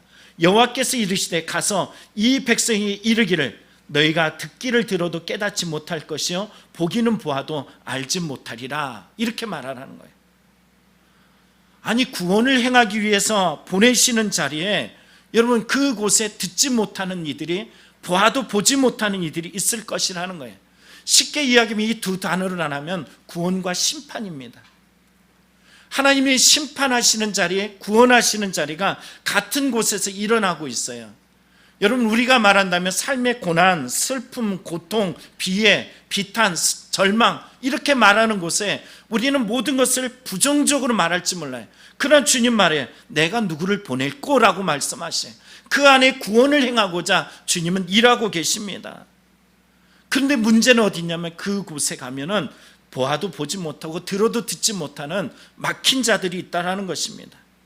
성경에 보면 마태복음 13장에 씨 뿌리는 자의 비유가 나옵니다. 이 비유에 보면 우리가 알죠?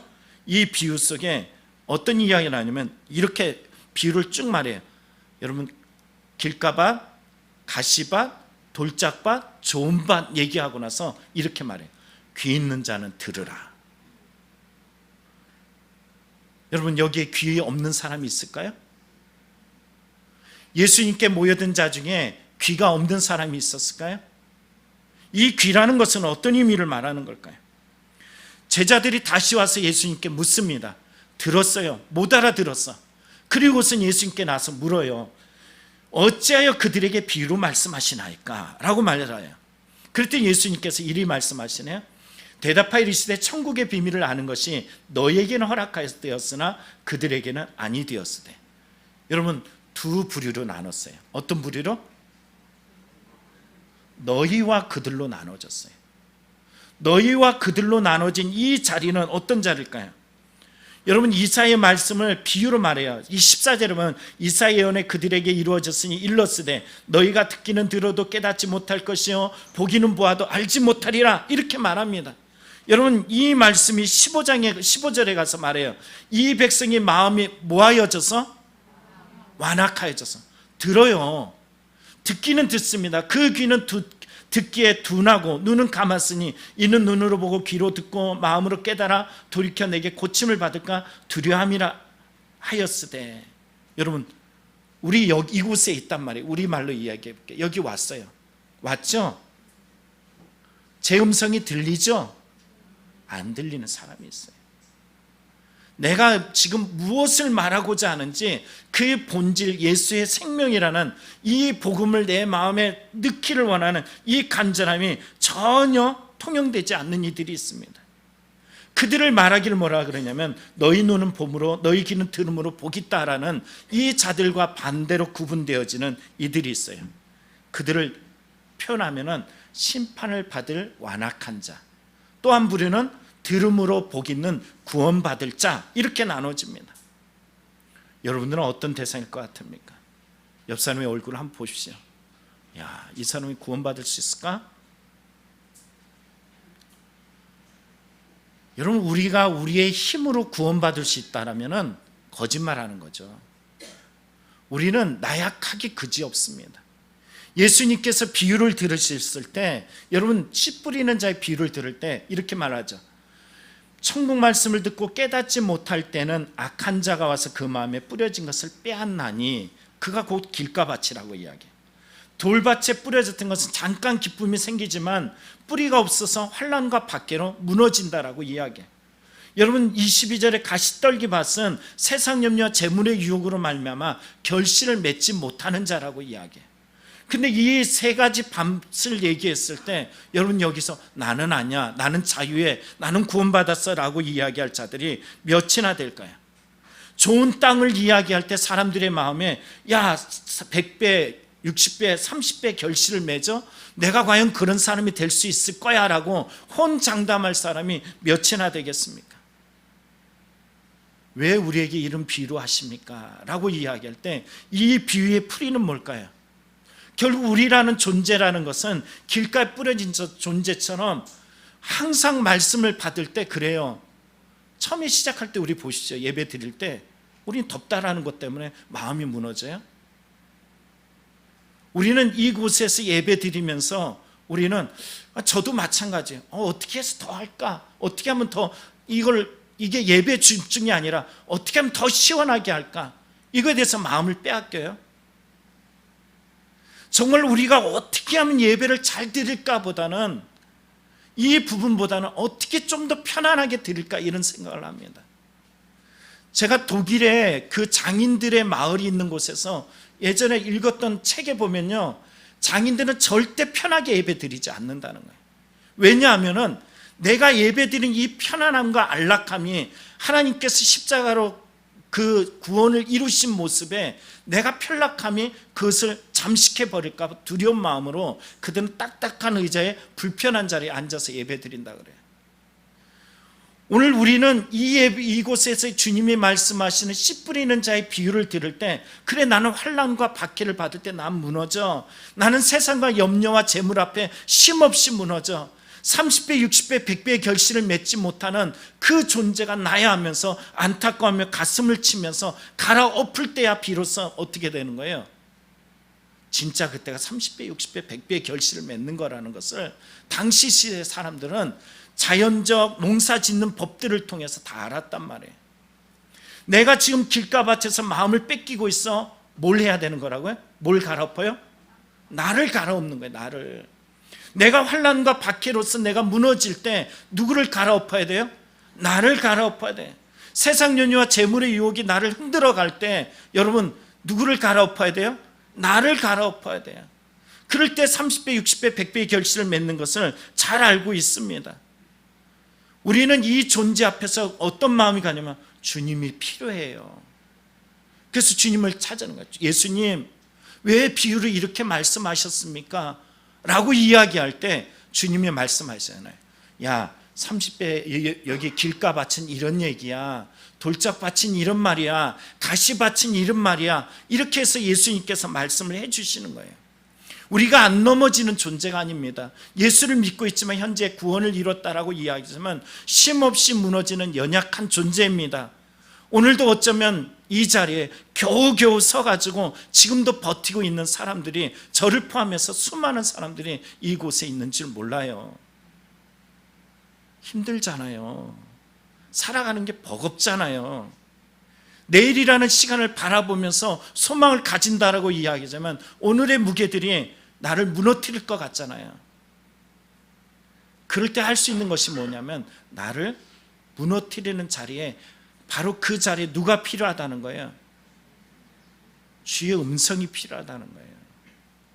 바울 사도를 보십시오. 여러분, 신앙이 좋고 예수님 만나고 이방인의 사도로 부름을 받았지만 그가 더 이상 고난과 어려움과 문제가 없었느냐? 아니잖아요. 성경은 이렇게 말해요.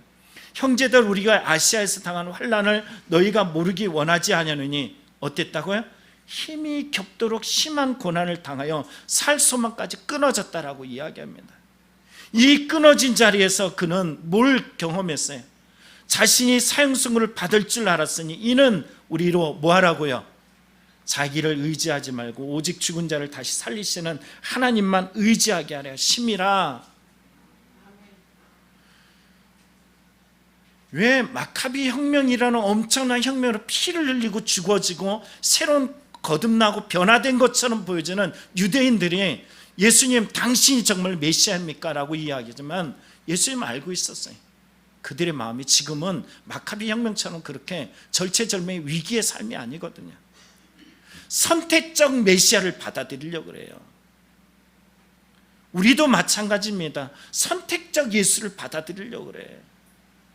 선택적으로 말씀을 받으려고 그래. 여러분, 처음에 보시죠. 제가 일부러 처음에 양의 이야기를 들려줬어요. 잘생긴 사람이 막 별소리 다 낼 때 선택적으로 하면, 우리 목자는 별 볼 일 없네. 잘생기지 않았어. 저 목소리 마음에 안 들어. 저 여자는 참 예쁘네. 예쁜 여자의 소리를 듣고서 가야지. 이렇게 선택적으로 하지 않습니다.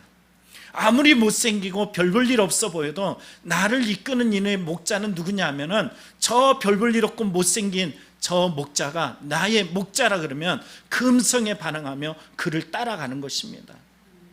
성경에 나타난 이 양의 특징을 우리가 성경에서 보면요, 첫째는 양은 앞을 보지 못해요. 눈이 시력이 너무 약해요. 3m 앞도 제대로 보여지지 않습니다. 그래서 앞서가는 양이 낭떠러지 떨어지면은 아무것도 모르고 따라가다 그대로 다 떨어져서 죽어요. 그리고 이 양들은 병도 얼마나 잘 걸리는지 몰라요. 지가 똥 싸놓고 그 똥에 뒹굴러다가 그 똥에 병 걸려가지고 오염돼가지고 죽는 경우들도 허다하다는 거예요. 또 그뿐만이 아닙니다. 잘 쏘가요. 눈이 안 좋으니까는 앞에 끌고 가는 게 일인지 누군지 몰라요. 가면서 이리가 쫓아가든 누가 가든 그냥 이렇게 아무 생각 없이 가요. 또 그뿐만이 아닙니다.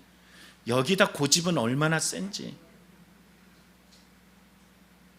그런데 이 양들의 장점이 하나 있다라는 거예요. 그 장점이 뭐냐면은 목자가 부르면 그 음성에 반응한다는 거예요.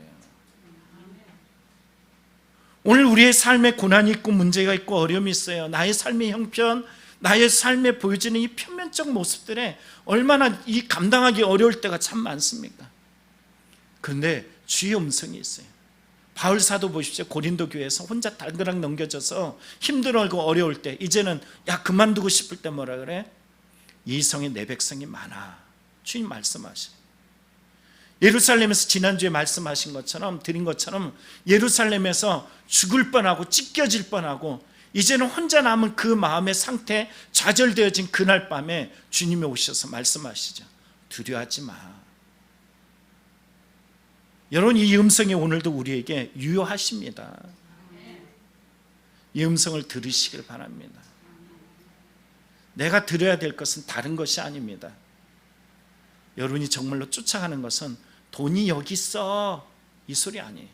벨릭스처럼 돈에 묶여가지고 사는 것도 아니고, 그리고 베르스처럼, 여러분 베스도는 어떠냐 하면은 결국 마지막에 너 미쳤구나 라고 이야기했는데 자기가 갑이 됐잖아요. 근데 2년 내에 결국 그는 피로로 누적돼 가지고 결국 죽습니다. 삶이라는 것이 언제 알아요? 언제 봐요? 어쩜 모르잖아요. 저와 이곳에 있는 여러분 중에 오늘이 내 생의 마지막일 수도 있는 거예요. 베스도처럼 마지막 복음을 듣는 시간이 될 수도 있는 것입니다. 여러분 오늘 이 주님의 음성을 들으시길 간절히 축원합니다.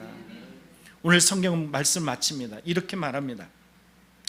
목자와 양의 관계, 그건 다름 아니에요. 내 양은 내 음성을 들으며 나는 그들을 알며 그들은 나를 따른다는 것이.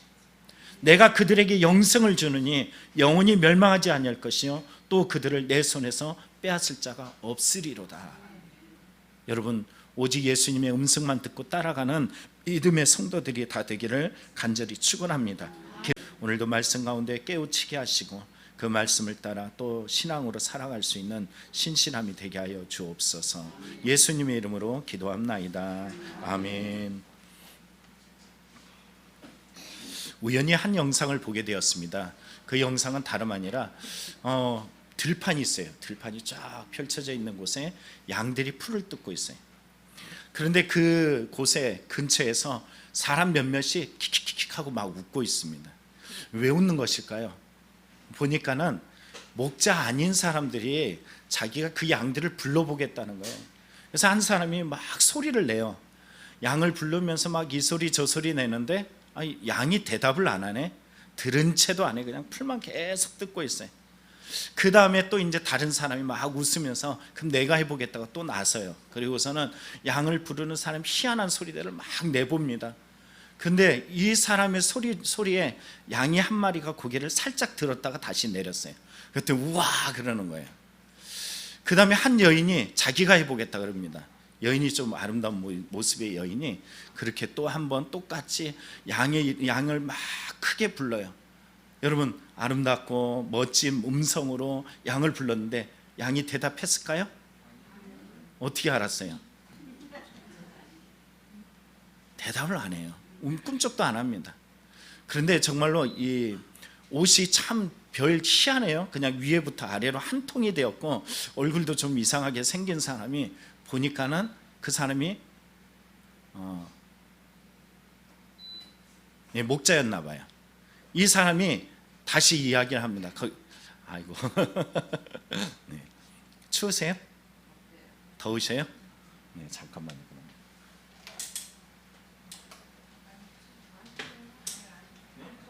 더우시다.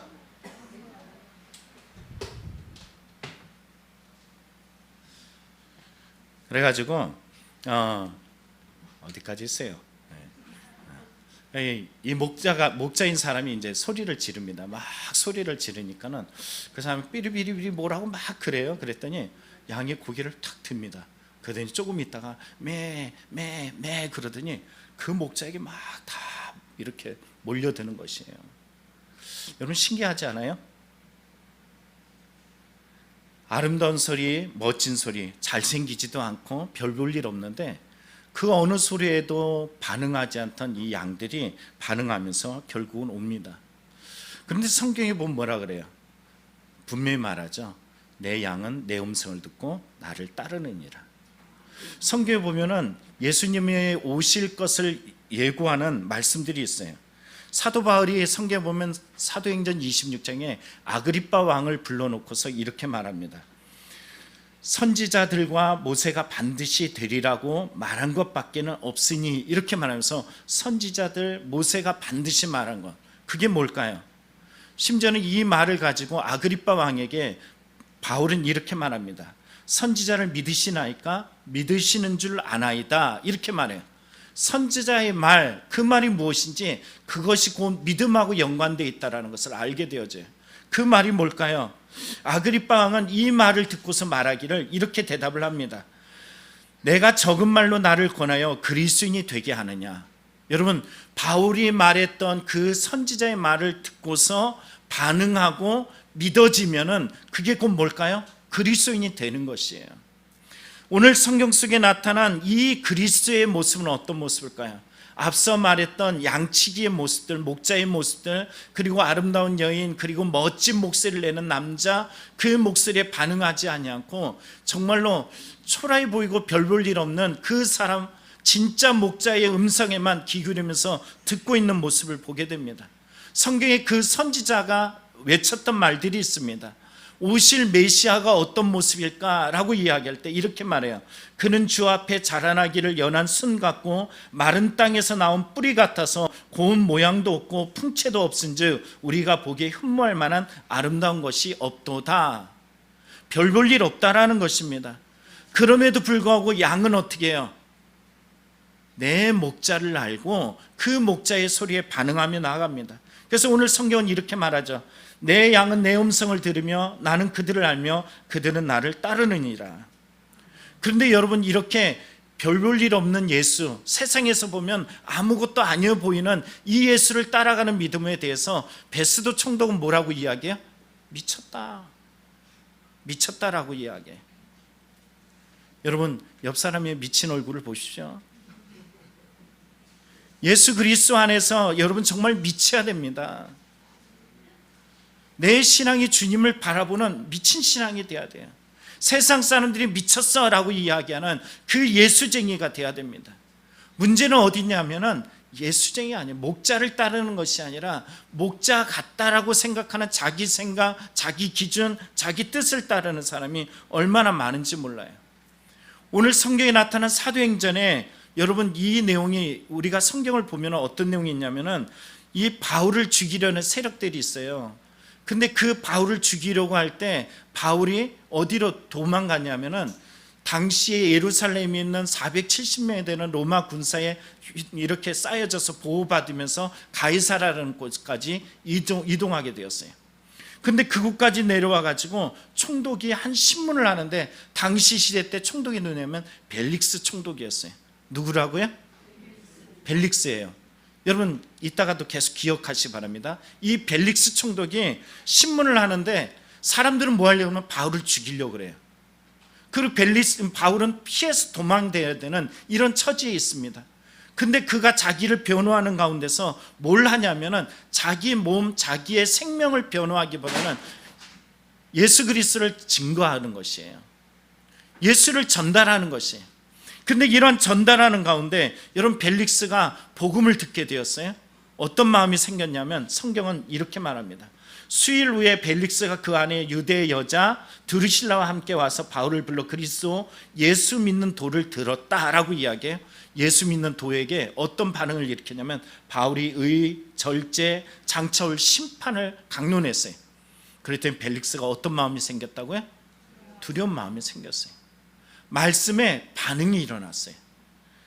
그런데 뭐라고 이야기하냐면 지금은 가라, 틈이 있으면 너를 부르리라 그러면서 그를 보냈어요. 그 시간의 갭이 언제냐면 얼만큼이냐면은 틈이라고 이야기한 이 갭이 자그마치 2년이에요. 2년이 끝나고 나서 벨릭스는 어디로 가냐면은 이제는 이곳에서의 자기 임무를 다 끝나고 이제는 다시 자기의 새로운 위임지로 이제 가게 되는 것을 보게 됩니다. 여러분, 벨릭스가 뭐라고 이야기했어요? 자기의 마음에 지금 찔림이 있어요. 두려움이 생겼어요. 그럼 이때가 누가 오시는 시간이에요? 주님이 들어오시는 시간이에요. 이것을 받아들이면 어떻게 돼요? 자유함이 생겨요.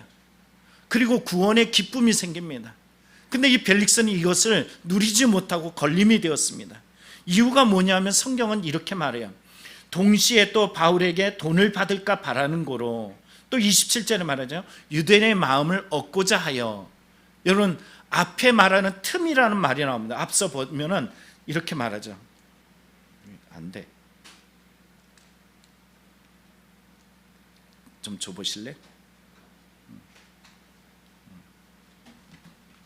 오늘 이상하네. 은혜 받을 때는 더 이상해요.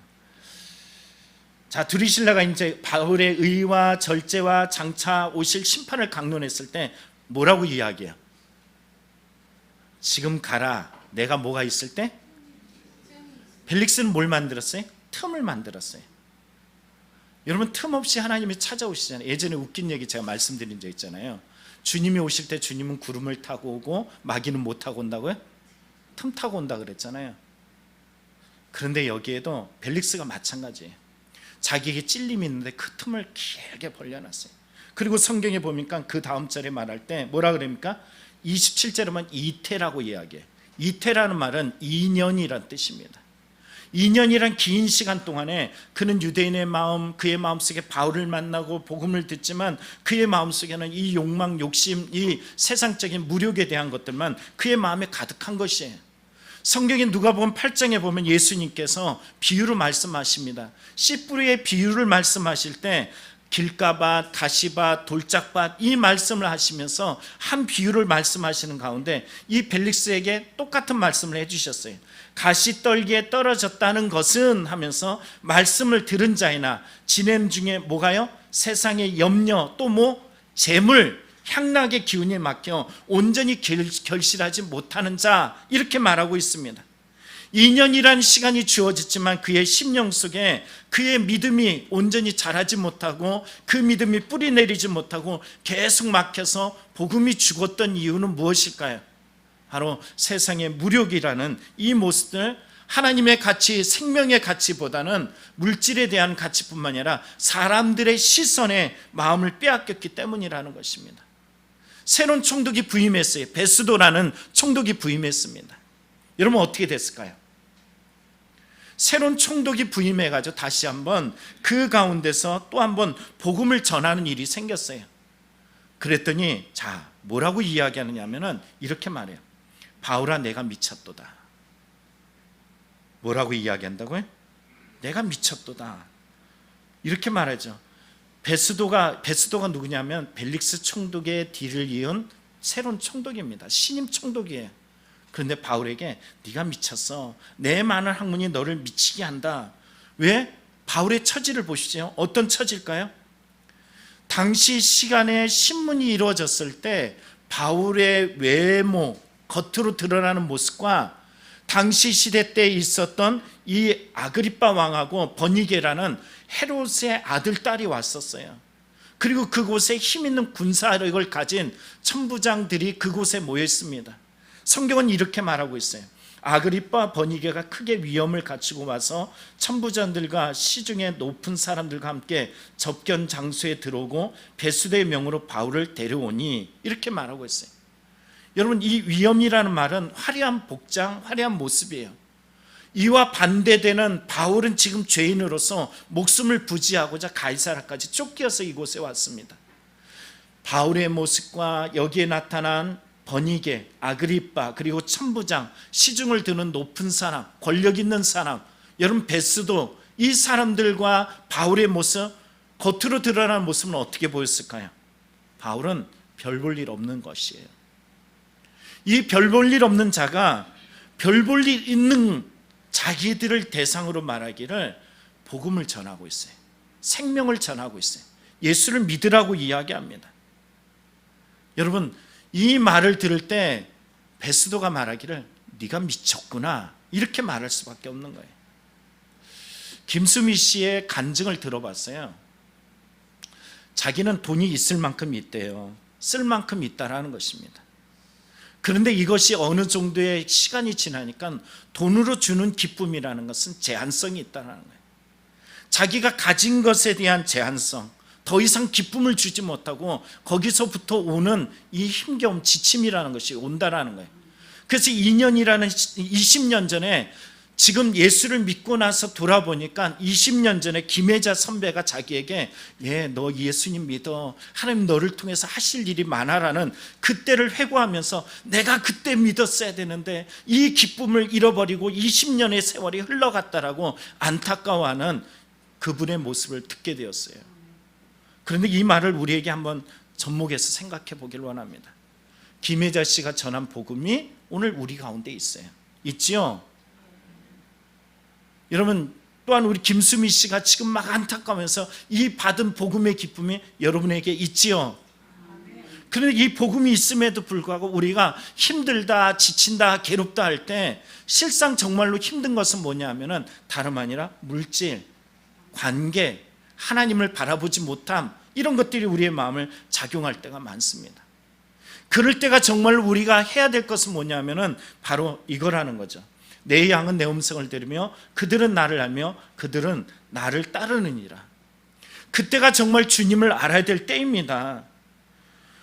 우리의 신앙 속에 예수를 믿는다, 안다라고 이야기했는데 내가 넘어지고 내가 복음이 필요하고 내가 세상의 가치와 기준으로 나의 신앙을 가늠하고 있는 이 심각한 문제 앞에서 우리는 과연 예수님이 나의 목자 되시고 예수님이 정말로 나의 생명 되시는 나의 그분의 음성 앞에 내가 반응하고 있는가라는 질문을 던져야 될 때라는 것이에요. 오늘 요한복음 10장에 내 양은 내 음성을 듣고 나를 따르느니라 주시는 이 말씀의 시작 부분을 보면요, 이렇게 말합니다. 예루살렘의 수전절에 이르니 때는 겨울이라. 왜 예수님께서 6월절이 있고 당시 이 3대 절기인 77절과 초막절이 있는데 바로 수전절에 올라가서 이 이야기를 하셨느냐? 여러분, 수전절이라는 게 뭐냐면요, 당시에 이 역사적으로 이스라엘 사람들이 아주 그냥 피바다가 되고 죽음에 이르르고 그리고 생명을 지키려다가 그들이 엄청 고통을 당했던 때가 있습니다. 그걸 뭐라 그러냐면 마카비 혁명이라고 이야기해요. 이 마카비 혁명을 통해서 그들의 신앙을 회복했던 빛의 날입니다. 그런데 그들이 지금 이 빛의 날에 온전한 복음, 여러분 성경 요한복음을 해, 빛이 우리에게 오셨단 말이에요. 근데 그 빛을 발견하지 못하고 있어요. 이 빛을 발견하지 못하는 그들에게 예수님께서 이 수전제를 통하여서 당신 누구인지 드러내 보여주셨어요. 그런데도 불구하고 그들은 이 예수를 믿지 못하고 듣지 못하고 알지 못하고 있다는 거예요. 여러분, 이 말을 우리에게 적용해 보십시오. 여러분, 예배 드리죠?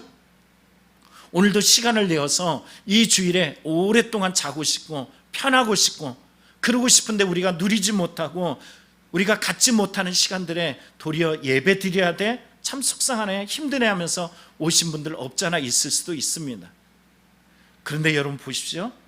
오늘 성경에 예수님께 이 수전절에 유대인들이 예수님께 모여들어서 한 질문이 있어요. 뭐라 그러냐면 믿음의 질문 같아요. 유대인들이 에워싸며 이르되 당신이 언제까지나 우리의 마음을 의욕하게 하려 하시나이까? 그리스도이면 밝히 말씀하소서. 우리가 들을 때는 어떤 마음이 들어요? 예수님이 그래, 내가 예수야, 내가 바로 메시아야, 나를 따라. 그러면 이들은 철저하게 따를 것 같잖아요. 그럴 것 같지 않아요? 이 정도로 신앙적 질문을 가지고 있으면 예수님을 따를 것 같잖아요. 그런데 그렇지 않습니다. 예수님은 그들의 심리적 상태, 그들의 믿음의 상태, 하나님 앞에 서 있는 그들의 모습을 다 알고 있으셨어요. 그래서 뭐라고 말씀하시느냐 하면은 예수님께서 말씀하시길 이렇게 말합니다. 예수께서 대답하시되 내가 너에게 말하였으되 믿지 아니하도다. 내가 내 아버지의 이름으로 행하는 일들이 나를 증언하는 것이거늘 너희가 내 양이 아니므로 믿지 아니하는도다.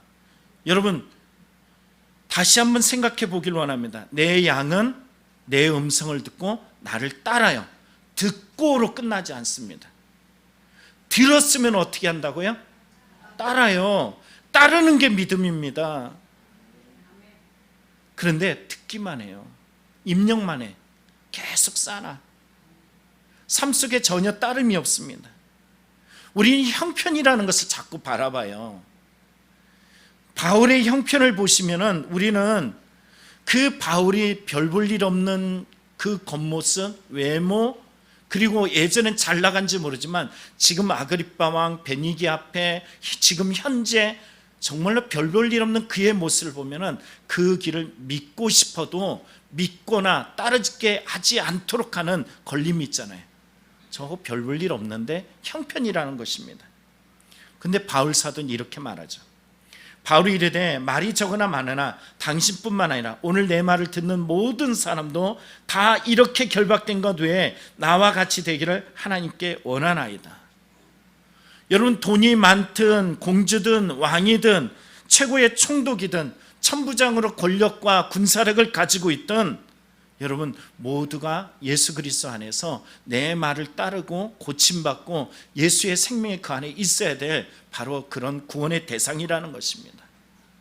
이 구원을 위해서 예수님께서 무엇을 하셨을까? 같이 한번 읽어보겠습니다. 시작. 예루살렘아 예루살렘아 선지자들을 죽이고 내게 파송된 자들을 돌로 치는 자여, 암탉이 그 새끼를 날개 아래 몸같이 내가 내 자녀를 모려한 일이 몇 번이더냐. 그러나 너희가 원하지 아니하였도다.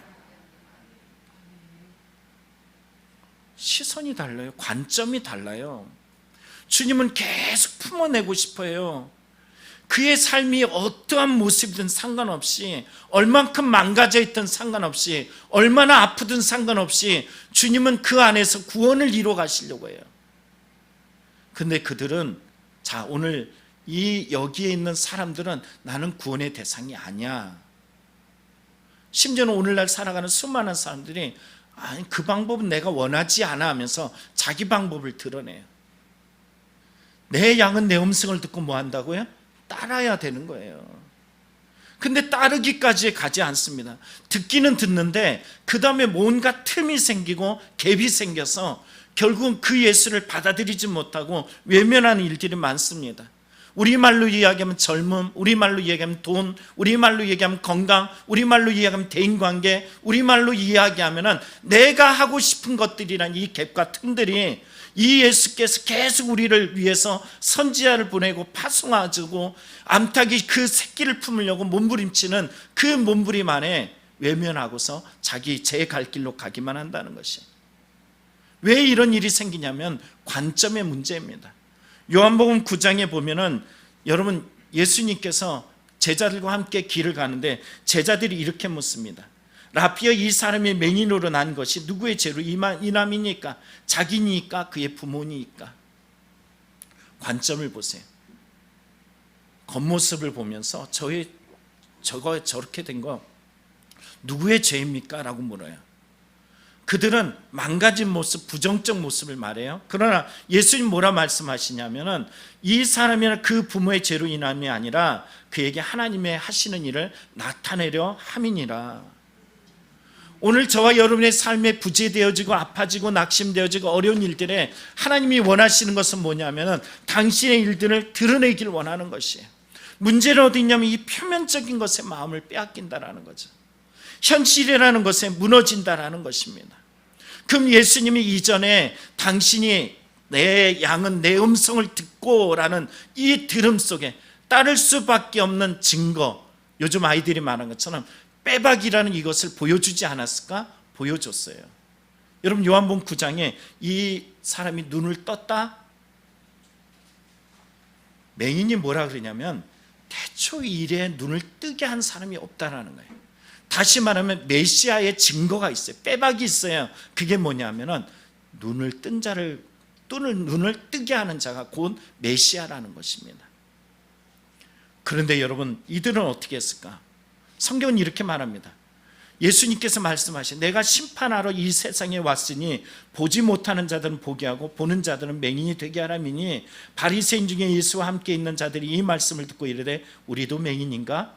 예수께서 이르시되 너희가 맹인이 되었다면 죄가 없으려니와 본다고 하니 너희 죄가 그대로 있느니라. 우린 본다, 안다, 그렇고 말합니다. 그러나 우리의 삶의 실제적 보면은 주님이 나의 삶에 그동안에 보여줬던 수많은 빼박들이 있어요. 근데 부딪힐 때마다 나를 부르시는 그 음성 앞에 우리는 어떻게 하냐면은 여전히 음성에 순종하지 않는 이런 모습이 내 안에 많습니다. 여러분, 성경을 보시면은 요한복음 10장에 이렇게 말합니다.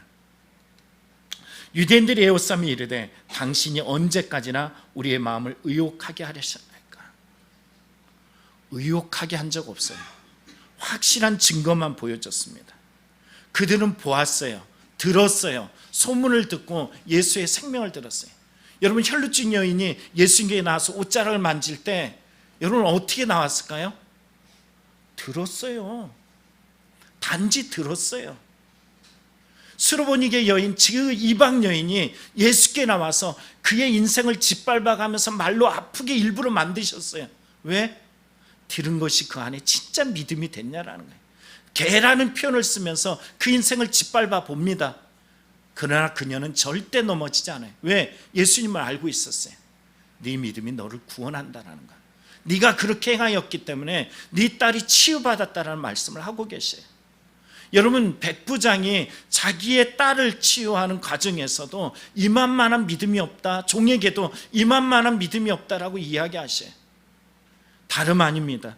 들은 이야기가 자기의 실제적 신앙으로 고백되어지고 실천되어진다는 것입니다. 이적을 보지 못해서가 아니에요. 못 들어서가 아니에요.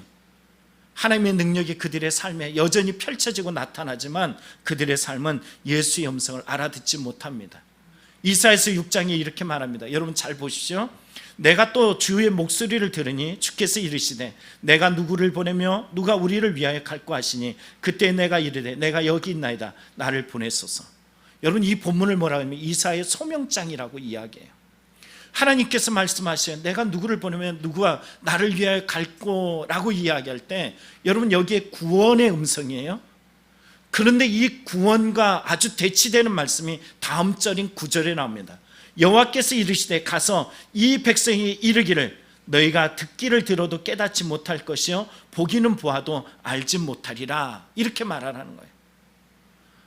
아니, 구원을 행하기 위해서 보내시는 자리에 여러분, 그곳에 듣지 못하는 이들이, 보아도 보지 못하는 이들이 있을 것이라는 거예요. 쉽게 이야기하면 이 두 단어를 안 하면 구원과 심판입니다. 하나님이 심판하시는 자리에 구원하시는 자리가 같은 곳에서 일어나고 있어요. 여러분, 우리가 말한다면 삶의 고난, 슬픔, 고통, 비애, 비탄, 절망, 이렇게 말하는 곳에 우리는 모든 것을 부정적으로 말할지 몰라요. 그러나 주님 말해요. 내가 누구를 보낼 거라고 말씀하셔요. 그 안에 구원을 행하고자 주님은 일하고 계십니다. 그런데 문제는 어디 있냐면 그곳에 가면은 보아도 보지 못하고 들어도 듣지 못하는 막힌 자들이 있다는 것입니다. 성경에 보면 마태복음 13장에 씨 뿌리는 자의 비유가 나옵니다. 이 비유에 보면 우리가 알죠?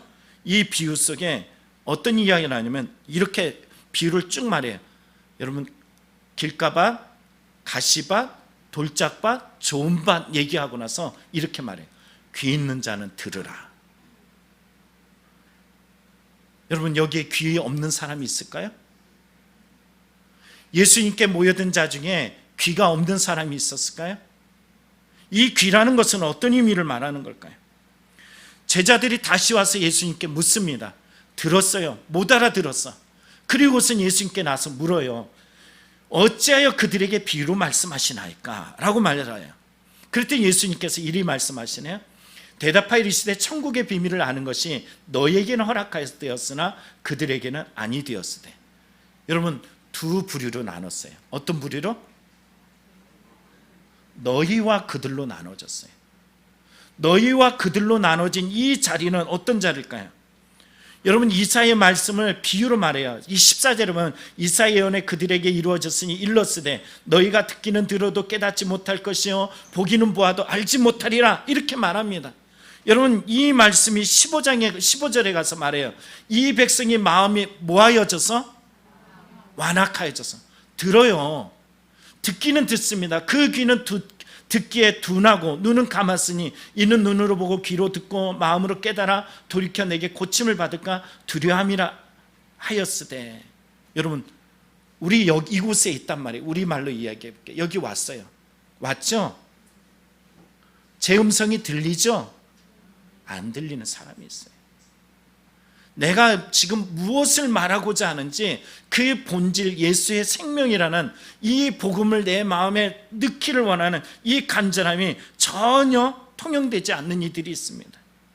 그들을 말하기를 뭐라 그러냐면 너희 눈은 봄으로 너희 귀는 들음으로 보겠다라는 이 자들과 반대로 구분되어지는 이들이 있어요.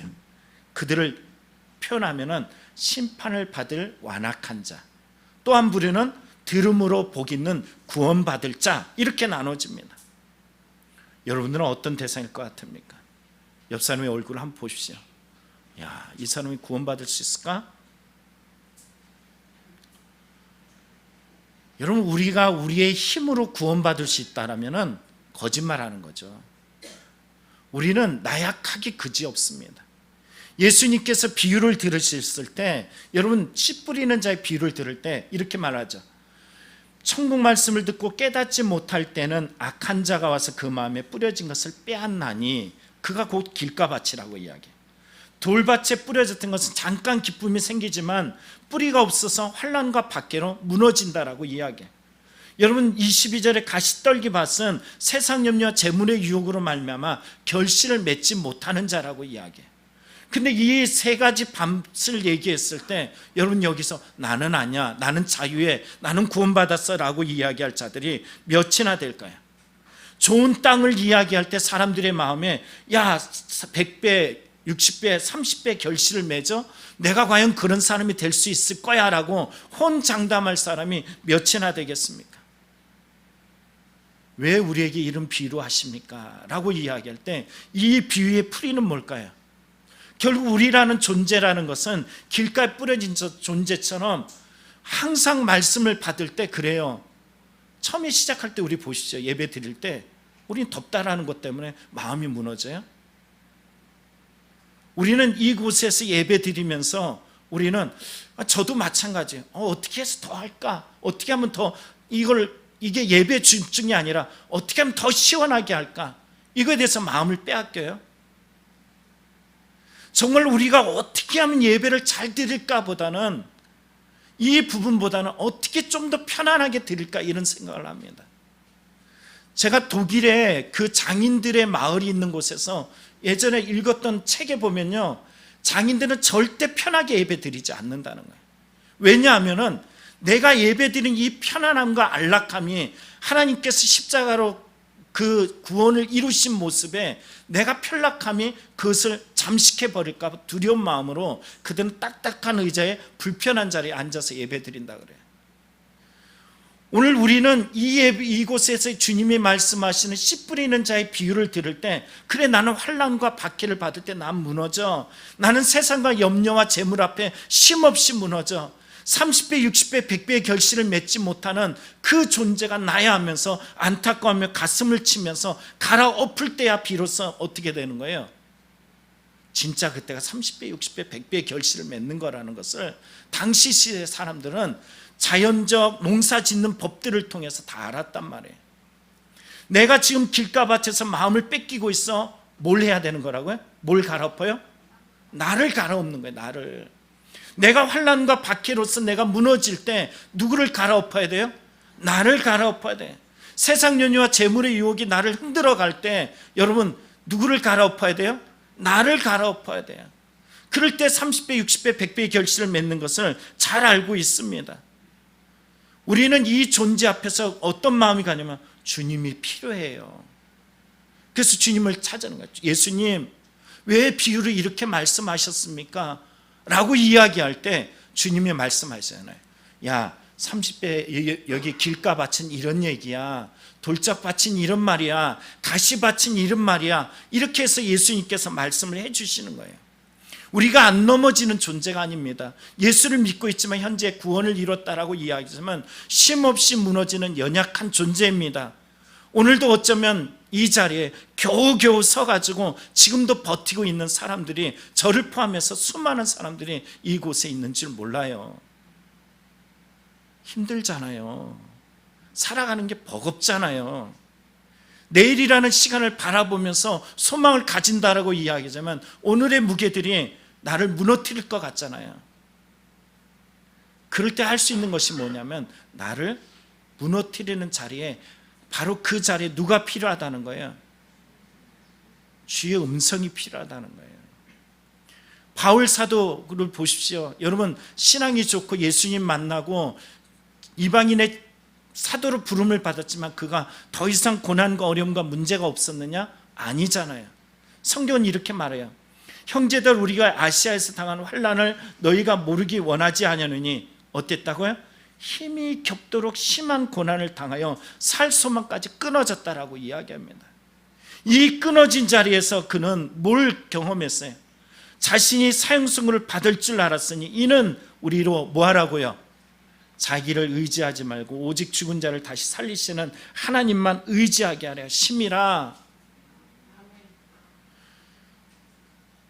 왜 마카비 혁명이라는 엄청난 혁명으로 피를 흘리고 죽어지고 새로운 거듭나고 변화된 것처럼 보여지는 유대인들이 예수님 당신이 정말 메시아입니까? 라고 이야기하지만 예수님 알고 있었어요.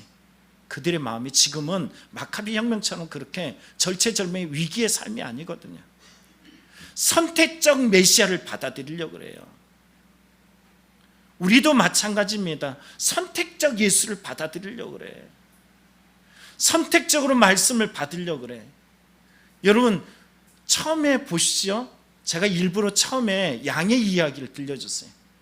잘생긴 사람이 막 별소리 다 낼 때 선택적으로 하면 우리 목자는 별 볼 일 없네. 잘생기지 않았어. 저 목소리 마음에 안 들어. 저 여자는 참 예쁘네. 예쁜 여자의 소리를 듣고서 가야지. 이렇게 선택적으로 하지 않습니다. 아무리 못생기고 별 볼 일 없어 보여도 나를 이끄는 이의 목자는 누구냐 하면은 저 별 볼 일 없고 못생긴 저 목자가 나의 목자라 그러면 그 음성에 반응하며 그를 따라가는 것입니다. 성경에 나타난 이 양의 특징을 우리가 성경에서 보면요, 첫째는 양은 앞을 보지 못해요. 눈이 시력이 너무 약해요. 3m 앞도 제대로 보여지지 않습니다. 그래서 앞서가는 양이 낭떠러지 떨어지면은 아무것도 모르고 따라가다 그대로 다 떨어져서 죽어요. 그리고 이 양들은 병도 얼마나 잘 걸리는지 몰라요. 지가 똥 싸놓고 그 똥에 뒹굴러다가 그 똥에 병 걸려가지고 오염돼가지고 죽는 경우들도 허다하다는 거예요. 또 그뿐만이 아닙니다. 잘 쏘가요. 눈이 안 좋으니까는 앞에 끌고 가는 게 일인지 누군지 몰라요. 가면서 이리가 쫓아가든 누가 가든 그냥 이렇게 아무 생각 없이 가요. 또 그뿐만이 아닙니다. 여기다 고집은 얼마나 센지. 그런데 이 양들의 장점이 하나 있다라는 거예요. 그 장점이 뭐냐면은 목자가 부르면 그 음성에 반응한다는 거예요. 오늘 우리의 삶에 고난이 있고 문제가 있고 어려움이 있어요. 나의 삶의 형편, 나의 삶에 보여지는 이 표면적 모습들에 얼마나 이 감당하기 어려울 때가 참 많습니까? 그런데 주의 음성이 있어요. 바울 사도 보십시오. 고린도 교회에서 혼자 달그락 넘겨져서 힘들고 어려울 때, 이제는 그만두고 싶을 때 뭐라 그래? 이 성에 내 백성이 많아. 주님 말씀하셔요. 예루살렘에서 지난주에 말씀하신 것처럼, 드린 것처럼 예루살렘에서 죽을 뻔하고 찢겨질 뻔하고 이제는 혼자 남은 그 마음의 상태에 좌절되어진 그날 밤에 주님이 오셔서 말씀하시죠. 두려워하지 마. 여러분, 이 음성이 오늘도 우리에게 유효하십니다. 이 음성을 들으시길 바랍니다. 내가 들어야 될 것은 다른 것이 아닙니다. 여러분이 정말로 쫓아가는 것은 돈이 여기 있어 이 소리 아니에요. 벨릭스처럼 돈에 묶여가지고 사는 것도 아니고, 그리고 베르스처럼, 여러분 베스도는 어떠냐 하면은 결국 마지막에 너 미쳤구나 라고 이야기했는데 자기가 갑이 됐잖아요. 근데 2년 내에 결국 그는 피로로 누적돼 가지고 결국 죽습니다. 삶이라는 것이 언제 알아요? 언제 봐요? 어쩜 모르잖아요. 저와 이곳에 있는 여러분 중에 오늘이 내 생의 마지막일 수도 있는 거예요. 베스도처럼 마지막 복음을 듣는 시간이 될 수도 있는 것입니다. 여러분, 오늘 이 주님의 음성을 들으시길 간절히 축원합니다.